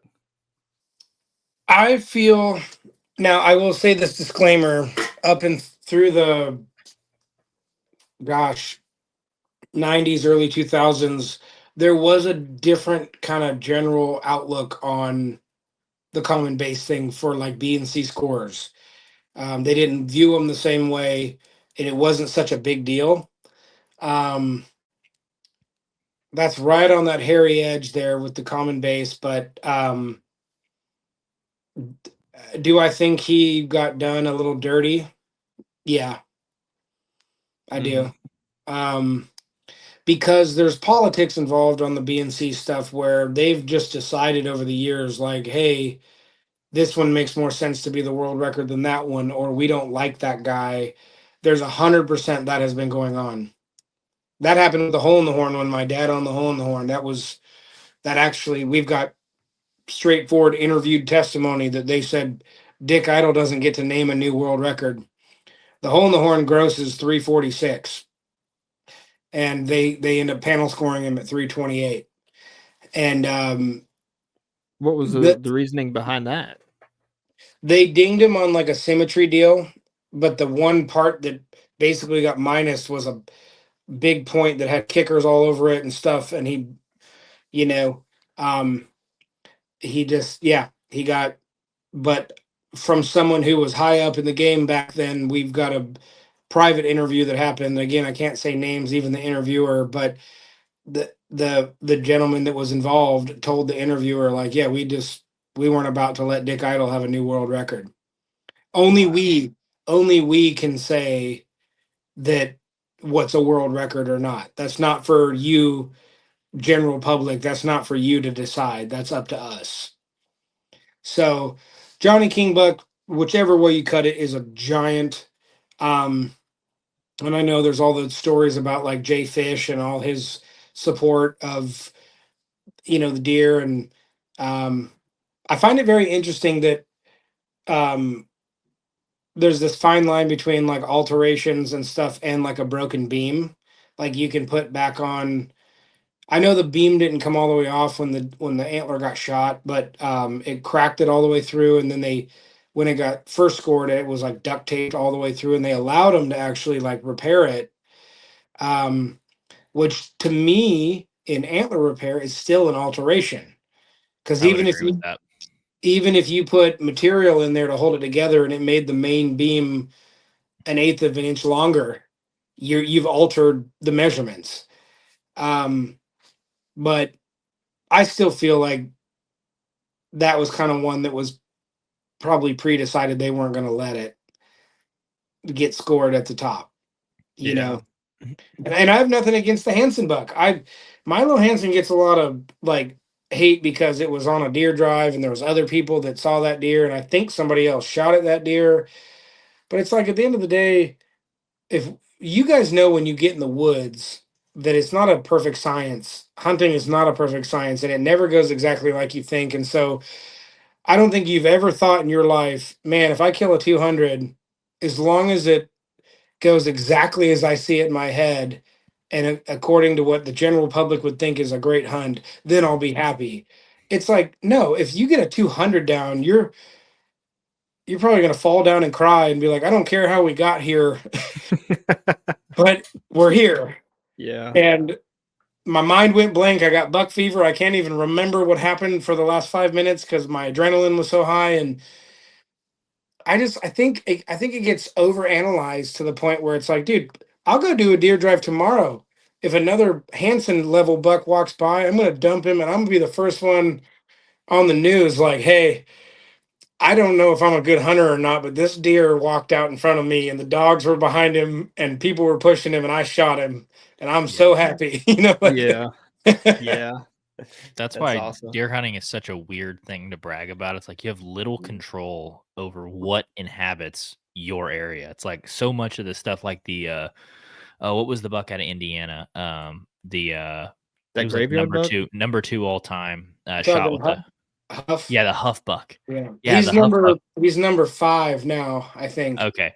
Yeah, but like that buck, it's like he didn't even know that buck existed. Went out and it lived like several miles away. People had sheds off of it. He shoots it. It's just like, dude, it's amazing. That's an incredible experience. You like literally look to the sky and you're like, thank you. But it's nothing Yeah. you can like hang your hat on because it's like it's not repeatable. I can't go out and do that again. That will never happen again. And if it does, I'm gonna start calling you Dustin Rampolla or something, like it's just it's not.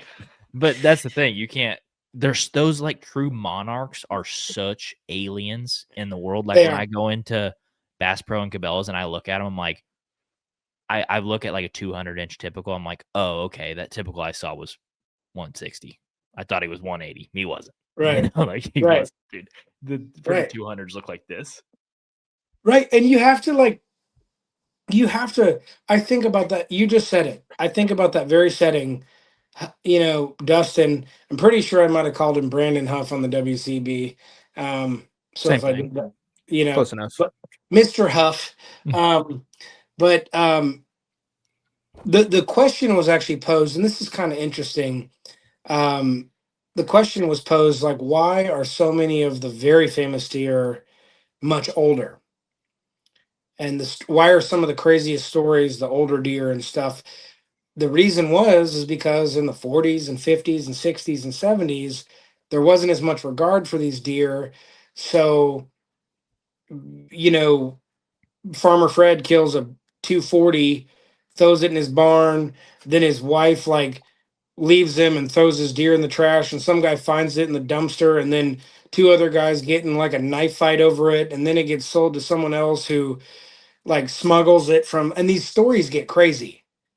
Nowadays, even take the Huff buck.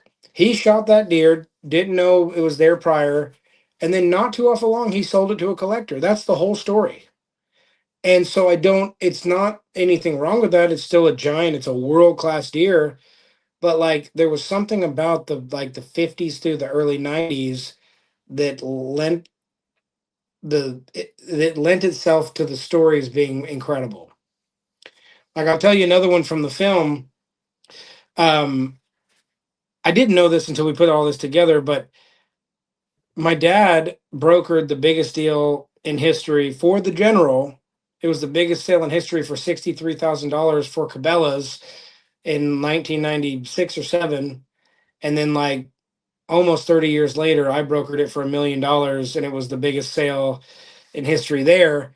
But as the story goes, Nebraska didn't even have a hunting season until like the late 50s for deer.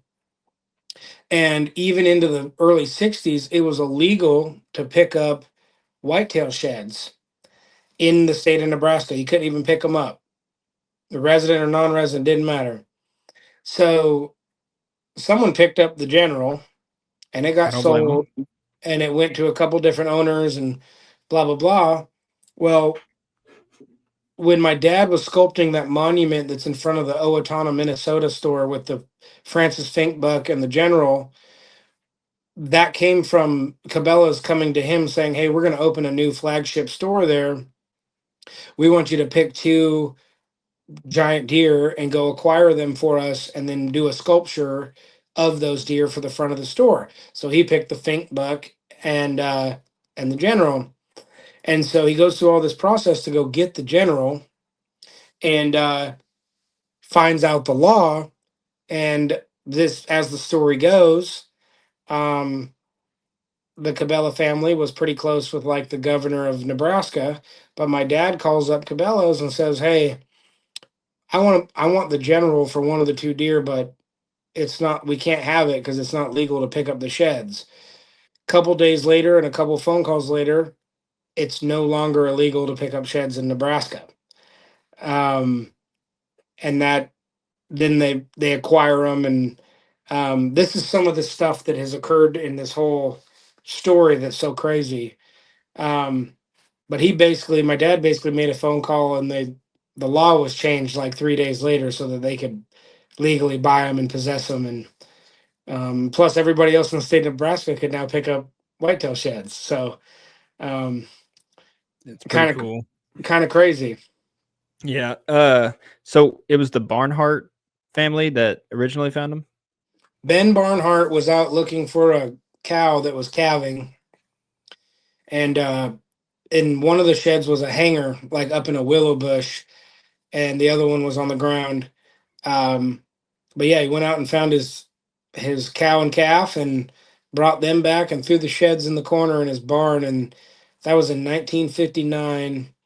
And I believe they sat there until mid 60s, late 60s, and his family finally convinced him to at least get it put on like a pedestal, and they took it to a taxidermist, um, and it got put back on the wall in his farmhouse in the early 70s, and it sat there until like 1995, and no one knew about it till 95 from 1959.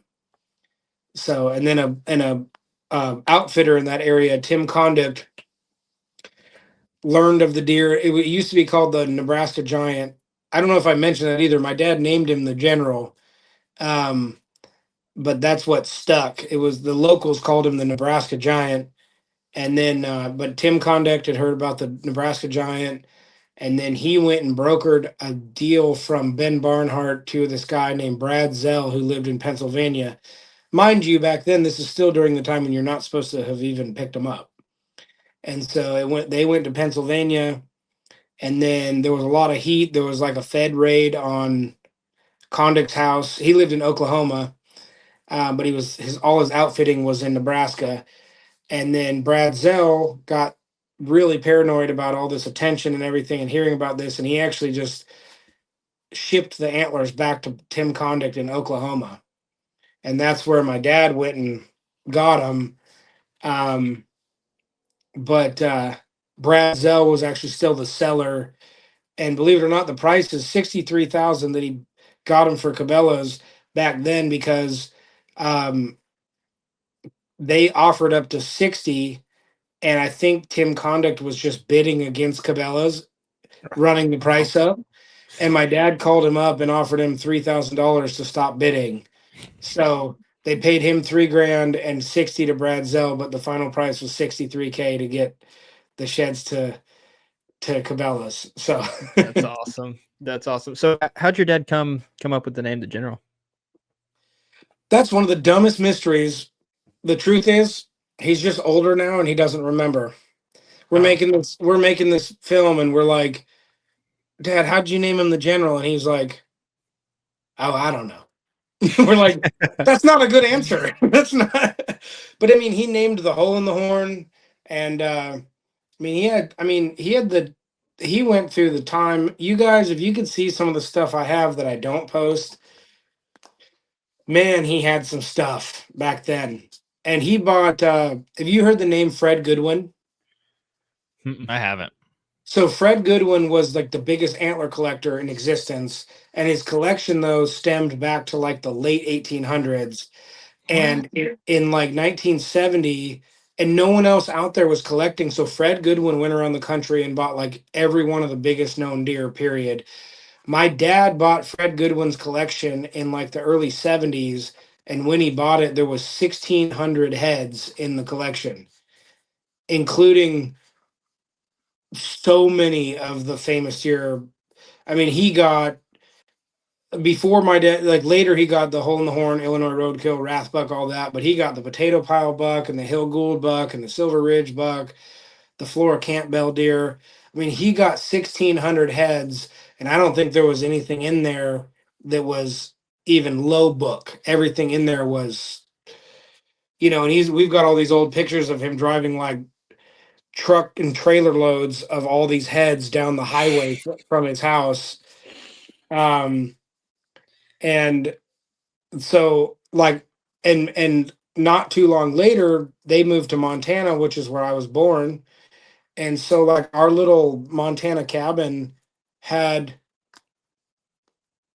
back then maybe 75% of all the most famous deer you've ever heard of were at one point in time in our little Montana cabin in Seeley Lake there, with my mom complaining to my dad that I can't even feed the kids because there's antlers all over the table and the shelves and in the closets and you know The Hunter's Advantage podcast is brought to you by Numa Outdoors. Growing up, I remember waddling around the woods looking like the Michelin Man and still freezing my butt off. But thanks to Numa Outdoors, those days are over. It's not just about staying warm. When I go out hunting, I need to know that I have gear for every single thing the woods might throw at me, whether it's heat or rain or cold. Numa Outdoors offers quality gear for every pursuit.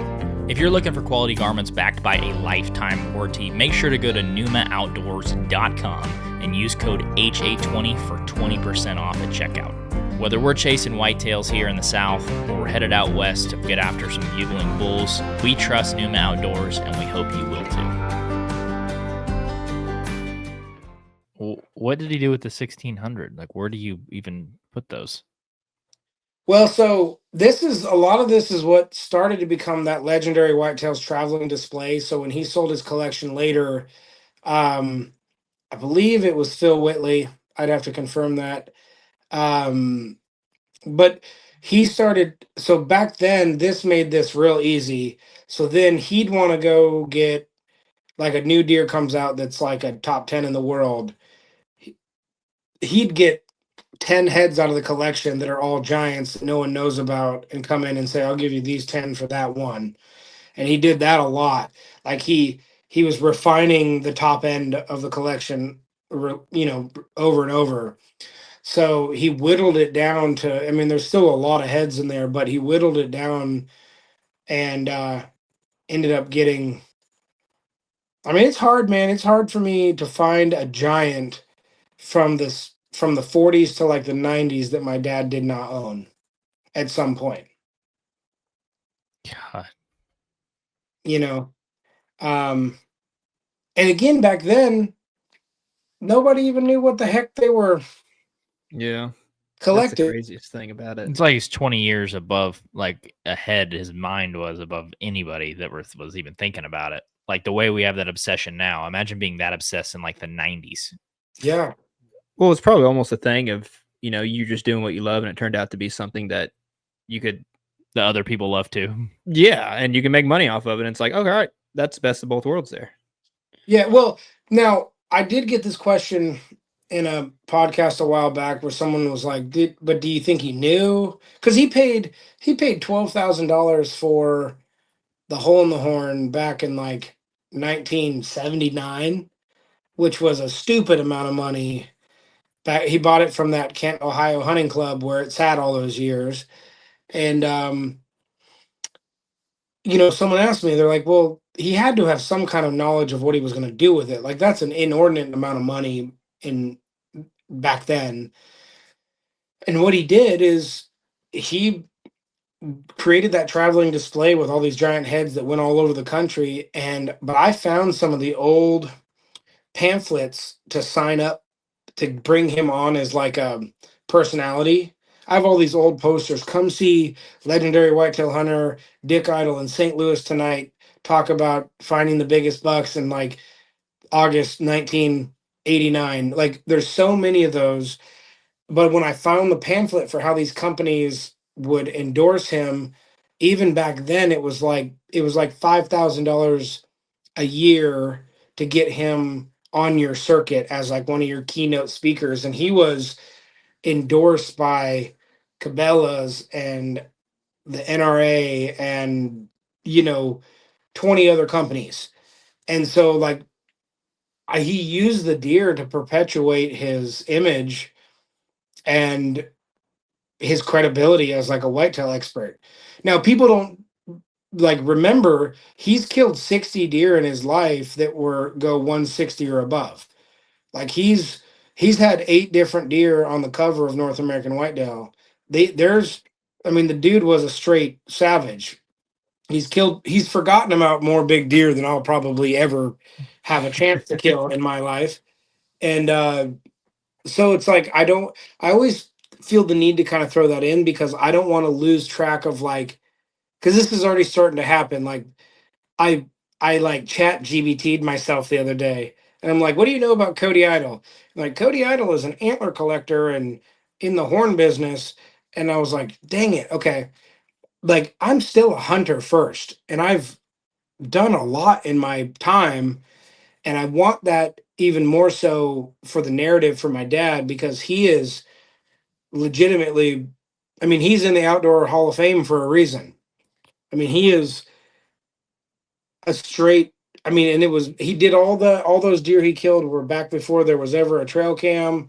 This was hard scouting, get in the bush, tracks, rubs, scrapes, and try to draw a conclusion from the sign that you're seeing that maybe there's a big deer in here, but now we still got to get eyes on him. And like to be that efficient and kill that many big deer in his life in that capacity, I just have to give him his dues because you know I'll probably if I ever settle down somewhere, I mean, I'll probably put a few trail cams up. I mean, I still want every advantage I can get, and they just didn't have them back then. That is something to point out. He was doing all that before trail cameras, before OnX, before, to be able to find that good ridge or, that good honey hole, you couldn't just find it from your couch. You know what I mean? He had to go out there, put miles on the boots. And is there a good buck in the area? I don't know. It's just either I see it on the hoof or, there might be hearsay of a good one in the area. And like that right there is what takes passion. Oh my gosh. And think about the amount of time. Oh, How long would it take you to identify that there's that caliber of deer to actually spend enough time in the bush to actually see the deer with your own 2 eyes for the first time? You could hunt all season and not see a deer and be like, okay, cool. I wasted a full season looking for a certain caliber Right. in this spot and I didn't see Right. it. So next year I'm gonna try, Right. like, or I'm gonna Right. shed hunt all year or whatever. It's Yeah, ridiculous. But it it's like is. what you said. It's what you said though too earlier was like, now we're getting this crossover from people who possibly aren't hunters themselves that are interested in the antler collecting side. But in 1970, that didn't exist. Like the only reason you would want antlers because you're passionate about hunting deer. For sure. 70s, 80s, 90s. That makes now that had to have been the stem, unless you're like some creep who just like worships taxidermy or something. Like that's Sure. it. Guys, I'll tell you one that'll make you roll your eyes. Even as recently as like the late 90s, early 2000s, we used to go up to Alberta. This is where the regard was for sheds back then. We used to go up to Alberta and door knock and get permission to shed hunt. This happened at least once almost every trip where a farmer would say, "Yeah, no, I mean, if you guys are going to shed hunt, definitely walk that fence line down there because we've been throwing antlers over there for the last 15 years just so we don't pop tractor tires." And so we'd take like 3 people and go walk the fence line and pick up like 250 antlers. And there was 90-inch, 98-inch, 100-inch sheds in there, like bucket loads. We'd have to do like 6 or 8 down and backs to like get everything. And we offered to pay back then, and like even back then, the farmers are like, for what? Just if you want. I mean, I don't even know why you want them, but if you want to go over there and pick them up, go be my guest. And we've got some giants in the collection that are from walking those fence lines. At the field edges. That makes me sick. We were in Alberta this last month, and we got to hold a set that was what 206, I think something they were, something like that. That's what they were. And you're just like, oh, like you just hold them, dude. First of all, you should have a permit because you can use those as weapons when they get that big. Like those heavy ones, when they make your hand go, you're like, oh yeah, that's a toad. Dude, where'd you guys go in Alberta? We went to Valley View, Alberta. Okay. Yeah, so it's more western Alberta. It's probably about halfway up. Sure. Yeah. They got some slammer whitetails. Dude, Alberta's. I mean, let me just grab this because again, we're talking about these upper echelons. This is just I had to go full screen for this. Like it's hard to actually put this in perspective. I'm trying to get how would I even? You can't. Nice rack. So big. But I mean, this is an alien. I mean, this is not even. I mean, but to picture like that side laying in the field, like, I mean, he is. I don't care which way. Like, look at me try to put him on my lap. It's half of a body. Is that ridiculous? Or, I mean, that's so awesome. I mean, this is where we talk about this, and I get a lot of I get a lot of crap for this because people are like, oh, holding all these big sheds must be nice kind of thing. I'm like, I pursue those deer because there's no, again, I just assume I'm not going to have a chance to kill or find a deer like that in my life. If it ever happens, again, praise the Lord. But we're talking about the stuff that's outside. Let me put it in perspective this way. When we took Lee Ellis to Kansas and brought all those big sheds, Lee's killed what, like 4 200s? A lot. Several. Yeah. The stuff that was there, he was falling out of his chair. He's like, he had never seen anything. We put the first 300 in his hands that he's ever held, the Jim Bath sheds, and then we put the Minnesota Monarch, which is like, that deer's a 330 without a spread, and that he's got a 184-inch side. The Monarch does. His bigger side 183 or 184, and his smaller side is 142 or whatever. Just the shed, but yeah, he's Booner, the left side. Left side's Booner. So awesome. I posted. It was funny because I posted this one today, and some guys most guys they're gonna put this in their cart, but they're not gonna buy it because they're gonna realize that that's bigger than most of the deer that they've ever killed. Mm-hmm. Oh, I'm buying one of these after that. The half size scores like 116. Dude, that's cool. That is cool. Dude, these are all hand painted and amazing. These have been, and you can see our OG logo in the back. Oh yeah. Anyway, I have to ask, out of all the racks, and whether that be sheds or deadheads that you've held in your hands, which ones were your favorites? Honestly, the buck. Have you guys seen the Border Brute? I don't think so. I'll Google it real quick. The Border Brute buck is one of my favorite typicals. And then there's a shed that actually the antler collector owns called Big Mo. But it's like a 5-pound shed that's got a 11-inch circumference measurement, like right in the middle. And the bottom of the shed is like 3 inches thick. So he's like, big. I'm looking at the Border Brute, and if I saw that, I wouldn't grab my bow. I'd just start peeing all over myself. That's why you just black out, and you're just like, oh, whatever happens, happens. But the border brute is one that I saw pictures of for years, and every time I saw it, I'm like, okay, this guy's holding it like this, or they're doing something. I'm like, there's no way he's that big. And then when I held him, I was like, this is the first one that I finally was like, he's just that big. He's like, you What Is can does that that hold the score? What does the border brute score? upper 240s, low 250s, I think. Jeez. Because He's big, typical, with even without the non-typical points. yeah, well, it's weird because he's super typical. The antler collector owns 4 years of sheds off that deer, and but for some reason the year he got killed, he threw a bunch of junk like some drop tines and like some kickers and stuff that he didn't have. Um, but it's just his frame. I mean, it feels like I don't even know how to. So that one and Big Mo, and of course, like holding the Missouri Monarch, which is the highest scoring deer in the history of man. That one is still. I've got some stupid pictures of that deer, but I mean, it looks like everything about it looks like it has to be fake.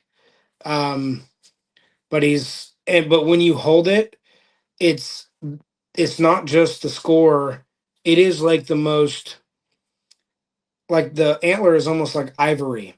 It's like it's so nice that it's almost like a pearl ivory that again, you're thinking like this has to be a different animal, but it looks like a marbled like half marble, half ivory polished thing that someone contrived in a like in an art studio, not a something that grew on a deer. And the deer is super well documented. There's a ton of pictures of him in this guy's yard, and a lady actually killed that deer. Like Lisa Baxter killed that deer 2 years later, and he had. This is crazy to say it like this. He had really gone downhill, and he was like 240 when she killed him. Yeah, I hate when my deer go from that to 240. Yeah, Really, sucks. really upsetting. If you can lose 100 plus inches and still be a 240, that's Dude, that'd be amazing. Can you Wow. so I'm sure that there's several videos out about it, but if in case people haven't listened or watched them that listen to our podcast, can you tell a little bit about what was going on recently with the general with the stickers and the alternate set of sheds that they found? I'm curious about that, and I'm sure other people on the audience are sure. too. Well, so the biggest thing that's funny here is that um the $1 million transaction happened back in March, biggest transaction in history. And then 40 days later, the antler collector, Mike Sharu, has posted a picture about a new set of sheds off the general that had surfaced at like the Iowa Deer Classic. And in the comments section, this guy gets on there and says, "Oh, yeah, the general, that was my neighbor. Here's some pictures I took with my neighbor." And it's him sitting there, and he posts those pictures in there, and the deer has the kickers on it that are not on in the 66 years that we know of this deer. No one's ever known of there being 2 extra kicker points. So I get this call like in the middle of the night that's like, "Hey, have you seen what's going on?" I'm like, no. Like the general had kicker points that have been removed. Mind you, just did this huge deal. So I'm like, uh, are we sure it's real? Do we know it's real? So long story short, like Josh flew to the guy's house in Nebraska that had the pictures and saw him, went to the spot where the general hung, found new pictures that have not been shared yet, had it x-rayed, had a letter from Tim Condict to Tom Sexton to back then to fix a mouse chew area, but in the letter it described where the 2 kickers were specifically. And we did enough stuff to go like beyond a shadow of a doubt, figure out that the kickers were real. And so we decided to share that information with the world. And I actually posted it first on my Instagram, and I knew it was going to be nuts. And somebody used my post to write a North American Whitetail article about it with all my narrative from the post, and we were seeing it everywhere. But that was kind of the drama and the controversy. Now, Josh also owns the that new set of sheds that came out, so we have those in the same room. There's one other shed that a lady owns that's supposedly off the general, but it's like a family heirloom, and they don't want to. At least we don't want to mess with her. Like, if it means a lot to your family, like, we're not gonna. So we know where it is, but yeah, it's the 19. This was 1959, so he grew them in 58, found in 59 for the main general that we all know, and then the sheds that are now in the collection are from 1963. So he had changed a lot, but man, I guess, I mean, you might have to watch the documentary, because Yeah. there's just so much to the story. I mean, I feel like I did 2 podcasts with Seek One, and the first one they just wanted to do the general, and we were like an hour and 40 minutes in, and they're like, all right, guys, well, we're running over time, kind of thing. And I was like, oh, wow, we haven't even. That was just the first set. I'm not to the Yeah. second yet. But, and I'm sure you guys, this better than I do, because you have a successful podcast. It's like sometimes you think you've been doing it for 20 minutes and you look up and it's been 2 hours. But man, it's such a crazy story. I think, how can one deer actually like affect a whole industry and make ripple effects? But it really is. And I don't want to obviously poke the bear too much, because I mean, I know you have your show coming out and all that good stuff, but just for to simplify the timeline a little bit for myself, it goes to Barnhart family, Tim Condict, and then who got it after that? So Ben Barnhart found it in 1959. It was within the Barnhart family all the way until the 90s, from 1959, and then Tim Condict um, became aware of it, and then lined up Brad Zell in Pennsylvania. This was like 94, 95. And so Tim acted as like a middleman and helped Brad Zell buy them from the Barnharts. And then they were with Brad Zell for a couple years. And then, with all the heat and drama and all the stuff, Brad Zell sent them back to Tim Condict in Oklahoma. And then it was around that time that my dad came to acquire them and came knocking. And I don't know how long the process took, but my dad acquired them for Cabela's, and then an article came out, and he did the monument with the general in it in like 1997, and they went into the possession of Cabela's, and then somehow, some way, years later, Keith Snyder was able to get like the Illinois Roadkill and the General from Cabela's. I don't know how he did it, but he acquired those heads, and then flash forward to earlier this year, and I brokered the deal from Keith to Josh Duncan for the $1 million, and those points that were shaved off, that was somewhere in between, probably like the Barnhart and Tim. So it's so mysterious, because if you think that like Tim brokered that deal probably in 95, and we have pictures in Barnhart's house and the kickers are still on, and yet my dad's got a million pictures of them in 97 when he got them, late 96, early 97 when he got them from Tim, and there was no kickers. So it had to be in that window, but we don't have any we don't have any definitive proof, and it's so weird why. Like I won't say names, but there's been some stuff that's come through the pipeline that we know of certain people that knew, never said, never shared. The timing is obscure. That the pictures come out right after the $1 million transaction, and they surface there. That's something else I wanted to ask about, because it's almost too much to be a coincidence where after the transaction, 40 days after, you get the pictures, you get, the an extra set of sheds and all that. And it's like, well, extra set plus a single. After 66 years, the transaction happens, the picture surface, another set comes up, and another single comes up after 66 years, all within like 45 or 50 days of the transaction. Do you think there was an NDA in place for that stuff, or no? I don't know if there's an NDA, but I'll tell you this: the world of antler collecting, they don't like this, because this stuff, these big transactions drive the whole market up.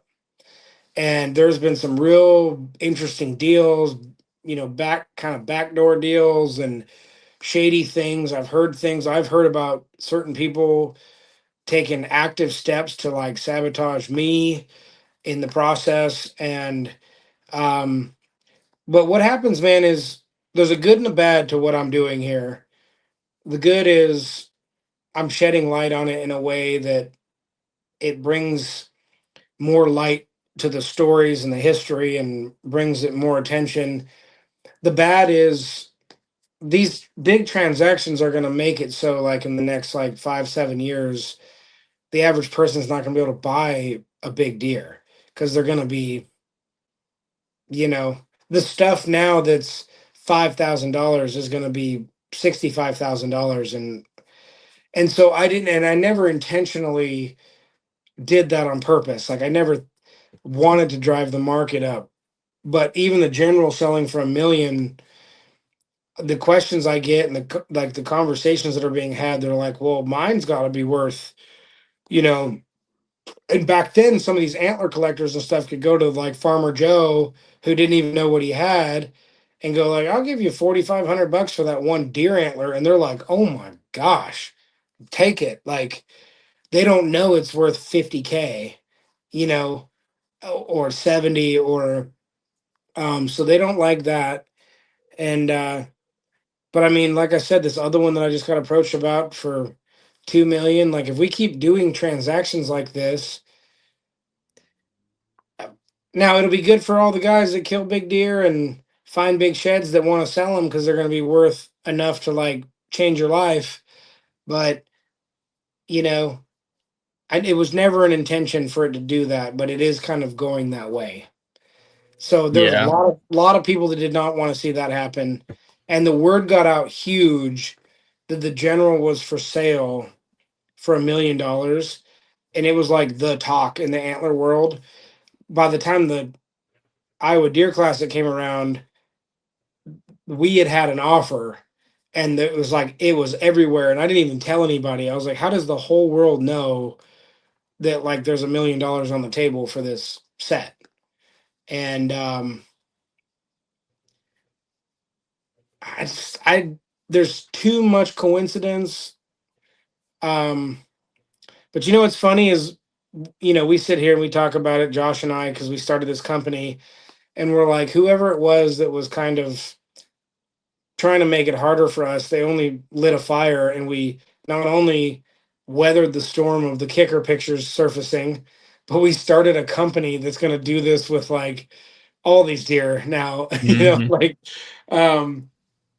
Because I mean, we couldn't quite put our finger on who was doing it, but it was very clear that someone was actively like taking shots and doing stuff to, Well, that's what makes me think that it was like, okay, obviously these sticker pictures were already known about, and it's just that they come to light after a transaction. That's what makes me think that it's, an NDA and some sort of hush money. And it's like, all right, I get it, but also it's a purposeful way to try to devalue that too. The value of the deer, because keep in mind, like he was the number one world record in the North American Shed Hunters Club.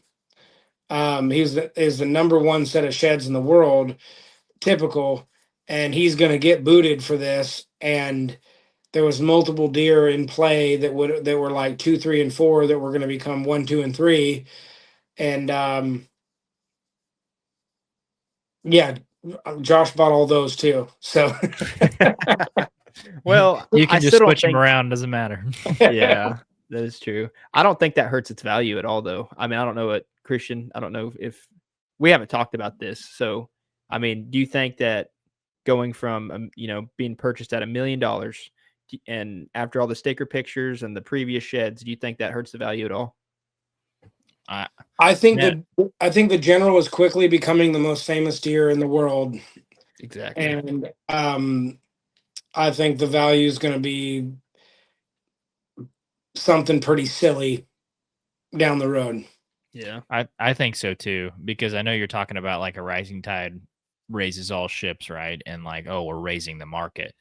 But just like we talked about in the beginning, you're talking about the Mona Lisa. You're talking about Starry Night. You're talking about like 200-inch deer are one of 10,000, one of 50,000. You're talking about one of one. Like that's the king.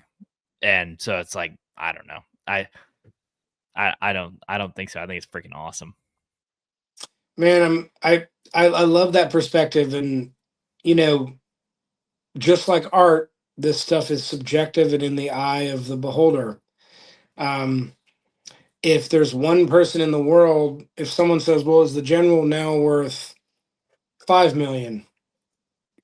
Everybody can say no, but if there's one buyer in existence that would pay 5 million, then they're worth 5 million.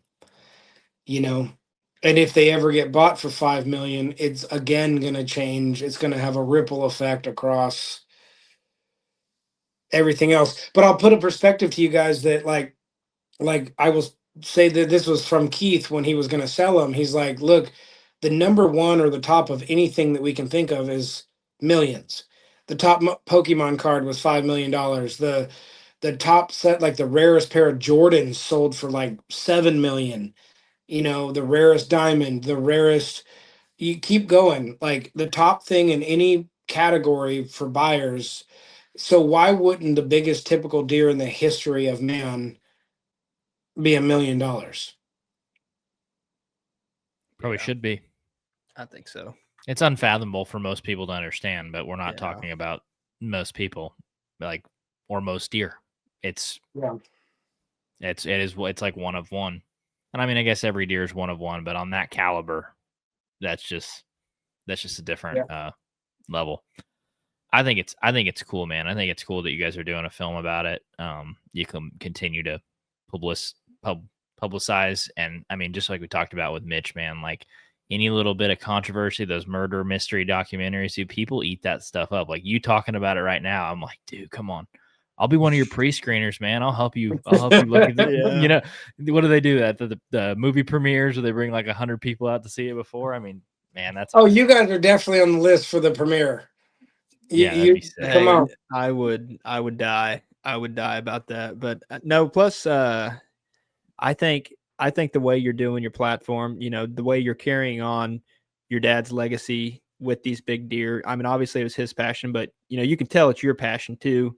And just the way you're taking that to, a whole nother level and a new era where it's like back then he didn't have social media. So like you said, to share it, it was either through a magazine or, word of mouth or something like that. Sure. And now what you're doing is you were, I guess to put it simply, you're keeping up with the times and the way you're trying to share these stories and like unbury the history of these racks. It's awesome. And then on top, just freaking cherry on top of the ice cream cone. It's like you spread that gospel in there, man. I love it. I love it. Amen. Now, dude, one of the coolest things in my whole life is that my dad was my hero growing up, and now my dad's almost 80, and he calls me like every 3 days because he's like, "What's going on now? What crazy stuff is happening now? Tell me. Like he wants. There's so many crazy things going on right now in the antler world and all the stuff that we're doing with OG and these films and traveling all over that like he's like, if I don't call you every 3 days, I can't keep up with what is going on. So it just does my heart some good. Like he's so excited to call and get the newest, like what's happening. And if you'd ever told me there would be a day where whatever I was up to was interesting enough for like my hero to do that, I wouldn't have believed you because I like when I was a kid, I couldn't get enough of his stories and like his adventure. I mean, he was the Dos Equis guy to me. I was like, my dad literally lived like the coolest life, and I just and I can't believe I circled this a lot, guys. So I don't mean to sound like corny or whatever, but this is definitely the avenue and the place in this industry and this space that if you'd have let me pick where I could be, this is where I'd be. I just didn't. I'm a little bit like perplexed because I don't know exactly how it happened or how it got here. It just did.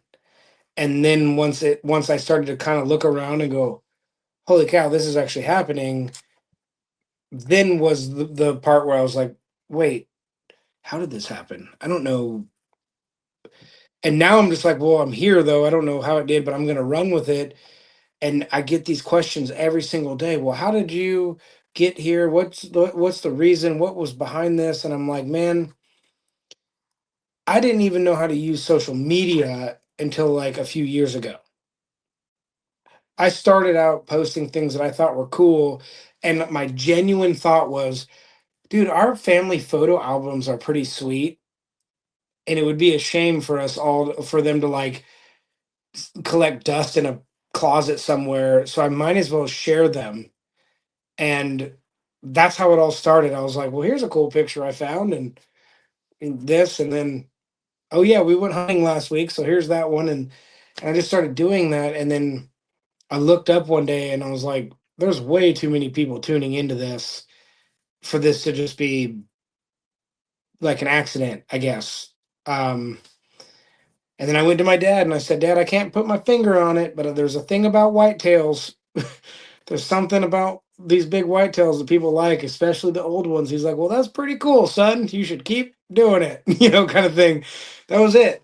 And then, like, flash forward a few years, it's like companies approaching and phone ringing off the hook, and invitations to go to all these crazy places and business opportunities and all this. And I'm like, man, I just started posting whitetails. That's all I can really say. And I'm not a dummy. I have a pretty good mind for like business and entrepreneurship, and I've been independent for years. So um, I'm thankful for that. I've been able to like recognize opportunities when they come, and um, I'm a born of a good old Southern boy, so I've never met a stranger, so I can talk to anyone, and I build relationships, and I always want to meet new people and give them my best. So uh, it's been a fun journey, man. But I still don't get the 25 million people a month on social media. But I again, I'm I'm the dude that was like, when I get out of the woods, I'm gonna post a picture of that shed I found. You know that was like that's as far as I thought it through, kind of thing. So I don't know how we got here, but um, and now you like circulate companies like Yeti and Bass Pro, and I don't know, I don't know. Well, I think what you just described is one of the things that Don Higgins left us with, which is dream big, because God's reality is bigger than anything you can imagine.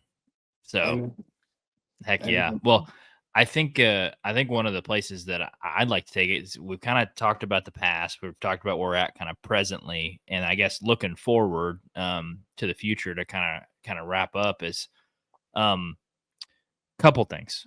One, where do you think the next record's coming from? Where do you think if there's one that can beat the OG of OGs, where do you think it's going to be? And do you have a pin? Can you drop a pin if you do know? Gosh, man, I think he's going to be from one of four places. He's either going to be from Alberta or Iowa or Kansas or Kentucky. Kind of, it's a range, but there are more and more giants coming from, especially that Midwest every year. And I've seen some pictures floating around of stuff that I'm like, can't get information on, or for whatever reason, that I'm like, that he's up there. He's in the conversation. Truth be told, I think the probably something that would blow our minds that no one's ever seen is probably already out there. It's on a farmhouse wall somewhere or in somebody's basement. Um, that's why we always say the general's the biggest typical that we know of. Um, there are some monsters that are out there that we just don't know about, and Lord willing, Potentially another record oh or the yeah, record. oh yeah, oh yeah. Um, I think I bet you there's multiple deer on walls that would break every record we have, like typical and non-typical. Um, because we've had generations where, like, let's say, where Milo Hansen killed his buck up in Canada, we've had generations, decades and decades and decades of people hunting up there and deer all around that score, close, near it, grossed over it, but netted under it. That it's just what we know of. But when you go up there and you see a place like that, there are hundreds of thousands of like square acres and miles of farmhouses and people that are like third generation families that have just been there for 100 years, and no one's ever taken a picture or shared a picture, and they've been hunting up there all the same time. Um, Same thing. The Hanson buck is the biggest buck we know of from up there, but we don't know. There's more deer that we don't know about from up there than we do know about. So it's tough to say. Um, but again, I've actually been asked that question about where do I think the next record's going to come from, and I'm at a little bit of a disadvantage because I didn't grow up in a great deer state. And I just in the last few years started hunting in like the Midwest, and so I don't know the great corridors like some people do. But what you do have is, historic data of these sheds, these Mhm. deadheads, and you got their full story, so you can kind of start mixing and matching states on which one you think's underrated or not. Well, man, the last big collection that I went and saw, and every deer in there was like blow your mind.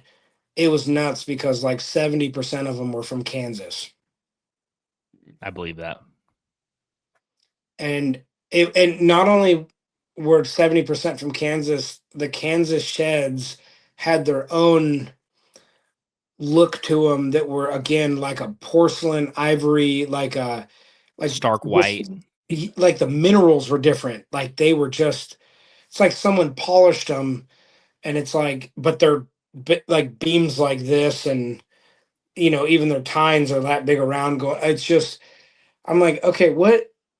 I spent a whole day there, and I was like, what is going on with the Kansas sheds? Because they're not just bigger than everything else, but they're they look like fossils almost. Like they're beautiful, and they look like polished fossils. I don't even know how Well, to describe it. it can't be on the Oklahoma side of Kansas because I live like 55 minutes from the border, and no genetics like that around here. I can guarantee Really? No, but the it. Kansas has a look like it's like that white, ultra white, like stark, like you're saying, Yeah. looks like a chalk piece of chalk, and they're just like hard and thick. Like I know exactly what you're talking about because I want to freaking slam one that looks like that because Yeah. you walk in, you're like, that's from Kansas. Yeah. And I feel like the density, like they're twice as heavy. like you pick them up and you're like, this actually is like a piece of marble. They're so dense and heavy, and um, I feel like those ones you could almost like take a bandsaw and cut them open, and there wouldn't be any like marrow in them. They would just be solid all the way through. Like that's how thick they feel. Oh yeah, I know exactly what you're talking about. Dang Kansas Giants! You're gonna make me put into Kansas again, man. Thanks a lot. Just cost me Dude, $600. I've got my Kansas 2026 tag, so um, I'm going out near Hayes Oh, there next you year. go. Um, but no, I mean, I say all that to say, I mean, I'm shooting even if I went back tomorrow to Montana, I'm shooting the first like 128 that I see, because we don't have you know, anything with like 5, I'm shooting him. We don't, you can't really hold out for big stuff, but there's some big mule deer and there's giant elk and stuff like that, but with just the whitetails have kind of fallen on hard times. Well, you can't have it all. You can't have half the North American Super Slam Right. and giant We whitetails. can Yes, you want it can. all It's though. Canada, dude. Yeah, Yeah. Canada, dude. Yeah, you go up there, you can get big moose, and you go far enough north, you can get Yukon moose instead of the Shiras, and that was what was so weird up there. I went shed hunting last year up in Bonnyville, Alberta, and we found all these big sheds, and then we found an elk shed and a moose shed, and then a big black bear skull, and I was like, this place is amazing. I just love this. You just never know what you're gonna find, and when you're walking those beat down trails and stuff, and like the alders and stuff, you're like, you have that feeling that you're like, around any corner there could just be an absolute slammer laying there. You like actually feel it, like you know in your heart of hearts that those caliber of deer are in there. So, oh, We makes me found want to a go. couple we found a couple decent sheds in the bush. I mean, like the guys we were with did. And I'm like selfishly wanting to put it in my backpack, like, not a huge one, but just a decent one that I'd take home. And they're like, you want that? And the other guy's like, no. And they just like throw it off to the side. I'm like, I kind of wanted that. Like You're in that's the a piece back, of shit. like, can Yeah, I? I'll take it. I'd like it. Yeah. Um, dude, I'll never forget it. We went up there in April, and we shed hunted from like Wednesday till like Saturday, and I found 56 or 58 from Wednesday to Saturday morning. And this wasn't a trip where I found, like, in the past when I found those kind of numbers, there was some booners in there and stuff. I didn't find any. Found a really good moose paddle, which is actually sitting back there in the corner. But um, dude, I'll tell you guys what. I know you're like getting close to wrapping up, but when we should do another podcast. I'm gearing up to bring my whole collection out here to Florida, but I have a 40-foot cargo container in Montana that's filled from the front to the back with antlers and dinosaur bones that we found in Montana, and I've got a I've got a 9.5-foot woolly mammoth, petrified woolly mammoth tusk, and all my stuff from Africa, and there's so much cool stuff in there. Like, this place has kind of turned into a cool display, but not not like it's gonna be something to behold when I put it all together. It's my like lifetime collection too, and I've traveled so much and all that I bought this storage container and put all the stuff in there, and but I've finally reached a point in my life where I'm like, I have to put it all up. But we're almost gonna have to do, when I do it, we're almost gonna have to do like a live or something. Like, you won't believe the Yeah. stuff that's in there. Heck yeah, man. That sounds awesome. Yeah, I'm down for that. Sounds like we need to take a trip to you, is what you're saying. Dude, well, and when I set that place up, I'll just host you guys. You bring the gear and I'll put you up. Dude, Hey, heck yeah. you just say when. You just say when. But before we wrap up, I know you're a hunter first, and every hunter has these dang stories. And we talked about social media and about how it's a lot of ego driven, but also for the new onset hunter, or maybe there's kids just now getting into it. It's like, I see all these kill shots, all these giant bucks falling on YouTube, Facebook posts, but I can't seal the deal. But little do they know that's just part of it. Like, you're going to miss your first 7 deer with a bow before you can actually connect with one. So I'm asking Cody Idle, what is your close but no cigar? What's that one time where you should have sealed the deal, whether it's a missed shot opportunity or blown encounter? What is your close cigar that still haunts you to this day? It's an easy one for me. Saskatchewan. I was like probably 12 or 14 years old, and I went up there with my dad.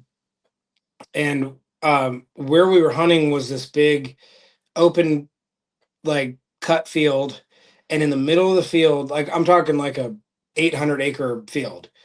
In the middle of the field was an island mountain that was like probably 300 foot of elevation change, and it was covered in timber.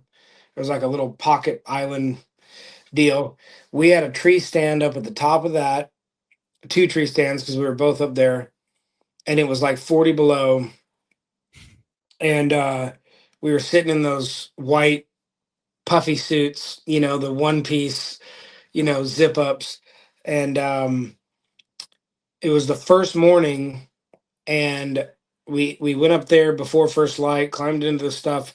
I was like warm in the suit, kind of started to doze off, and the sun came up while I was dozed off, and I hear my dad going like, "Hey, hey," you know, and I look up, and there's already like 4 deer right below us,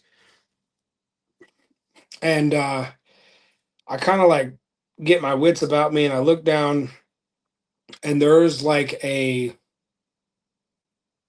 186 to 188 4x4 right below us. And I and the biggest one of the biggest frame deer I've ever seen in my life. And I'm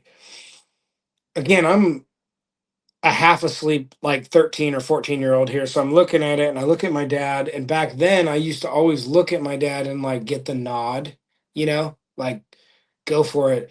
I look over, my dad's these are during the days when he had like the wrath buck and the hole in the horn in his office, and he's looking at it, and he's like, and I look back at him, and so I think like he's not going to give me the green light, which is crazy, I know. But I'm looking at it, and I like sneak my binos up, and I'm looking at him, and he is like out of this world, and I was too young to understand what he was then. But um I look back at my dad finally, and he's going, "Yeah, go," and so I raise up, and I was shooting the same like 270 like Remington that I've had my whole life. And in those like few seconds, he had turned away from me, and he was walking like dead away from me. And he kept stopping and like looking over his shoulder, his left shoulder. And I don't even know what I was thinking, but he like turned, and I kept seeing these like 4 wrinkles on his side, like behind his ribs. And instead of like shooting him in the rear end, I like lined up behind those wrinkles, and I shot him, and he hunched up right away, and he sauntered off, and we thought, great shot. Um, my dad wanted to leave him lay. We actually, because it was this island mountain, we actually went back to the camp, got like 9 people, made like a game plan, and all 9 circled this island and converged on this hill. This was the next morning, and there was one person that thought he saw something, and he stepped out of his lane, and we were up there the next morning, and the deer had laid like 20 yards from where I shot him all night. And he got up and ran, leaving a blood trail right over that guy's boot tracks where he got out of his lane, and he hit the stubble field at the bottom, which was like wind whipped with no snow, and we lost the blood and never found the deer. But he was a high 180s, mid to high 180s clean 4 Oh my with like Coke can bases, you know. And I look at this spot right there. That's where he's supposed to be. I saved that for my homie. I've been looking. I've left it out for him for all these years. I'm gonna do that. I'm gonna take one of these down, and wife's gonna be like, "What's that for?" I'm gonna go, "That's the one that got away. That's his spot." Yeah. Sucks. That's awesome. Also, something that just gets me every time is every time you talk about like how cold it is. Like, oh yeah, it was -40. We were just hunting. I'm just thinking, like, dude, that's like you better be talking about Celsius or something. I don't know. That's crazy. No, dude. I mean, there was like a string of years back then too, going back in that whole Northwest area. Like 1996 in Montana killed about 70 or 80% of the deer population in Montana. But there was 5 foot of like standing snow on the ground, and it was -10 every day for like 4 months.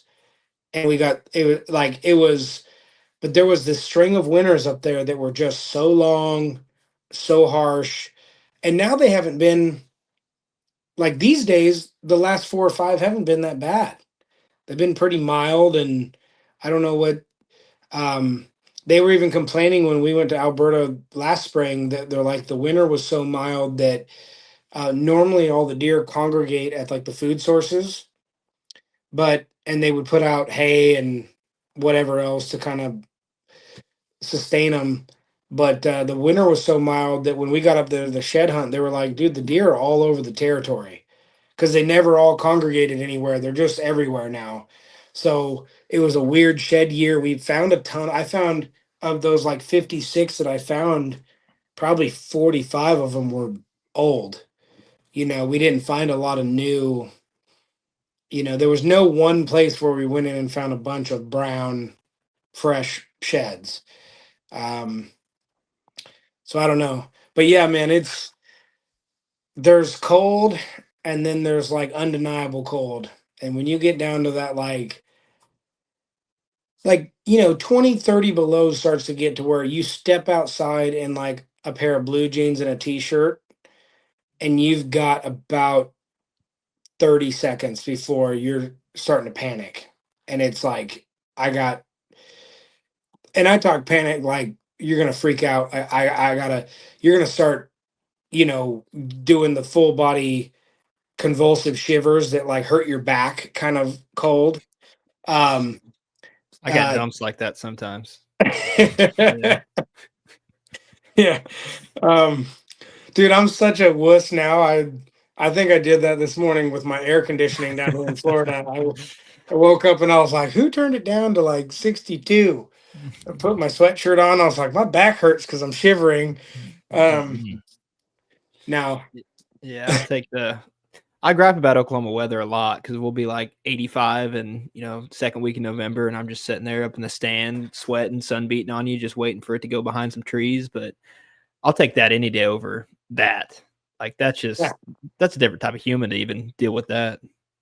Well, look, I mean, you guys know it. You guys have gear and stuff. Like, still, if you know what you're doing, if you know what you're gearing up for, like in that 40 below stuff, those suits, I forgot what they're called. Those all white, they look like marshmallow suits with like the zip up, leave your face, and you pull your face mask up and stuff. But like, I was actually pretty darn comfortable.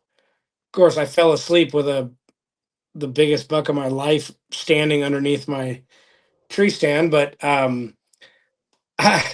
it's like when I worked up in the Arctic, we had this stuff called like refrigerate that was made by 3M, and we were pretty darn comfortable down to 20, 30 below.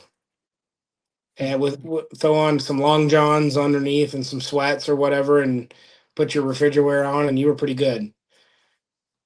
Now, I did feel like you were wearing like a spacesuit because the stuff is like a little bit of the Michelin Man. I saw a couple polar bears, and I'm like, Lord help me if a polar bear ever chases me, because his easiest meal he's ever went after. My boot is like 9 inches wide.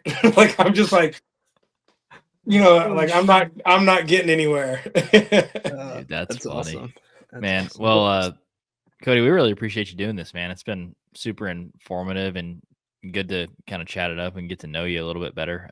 But for people that kind of want to follow along with what you got going on with the general, your own hunting journeys, whether you're sharing, just photo albums from old, where's the best place for them to do that? Sure. Just my Instagram or my Facebook or my it's just my name, Cody Idol, and then the OG brand, our website where we're gonna have all these big deer and the replicas and the films and all this stuff is just originalbygod.com. And yeah, man, I really appreciate you guys too. I feel like this took way too long for us to do this, to actually get on here. So Hey, it was worth it. yeah, this was great, and I hope to come back and do it again with you guys whenever you'll have me. Yeah, man. Well, I'm getting me one of those half size mounts, those 115s. It might be the biggest buck I put hands on this year. So I'm ordering. Same here, man. Same here. Heck yeah.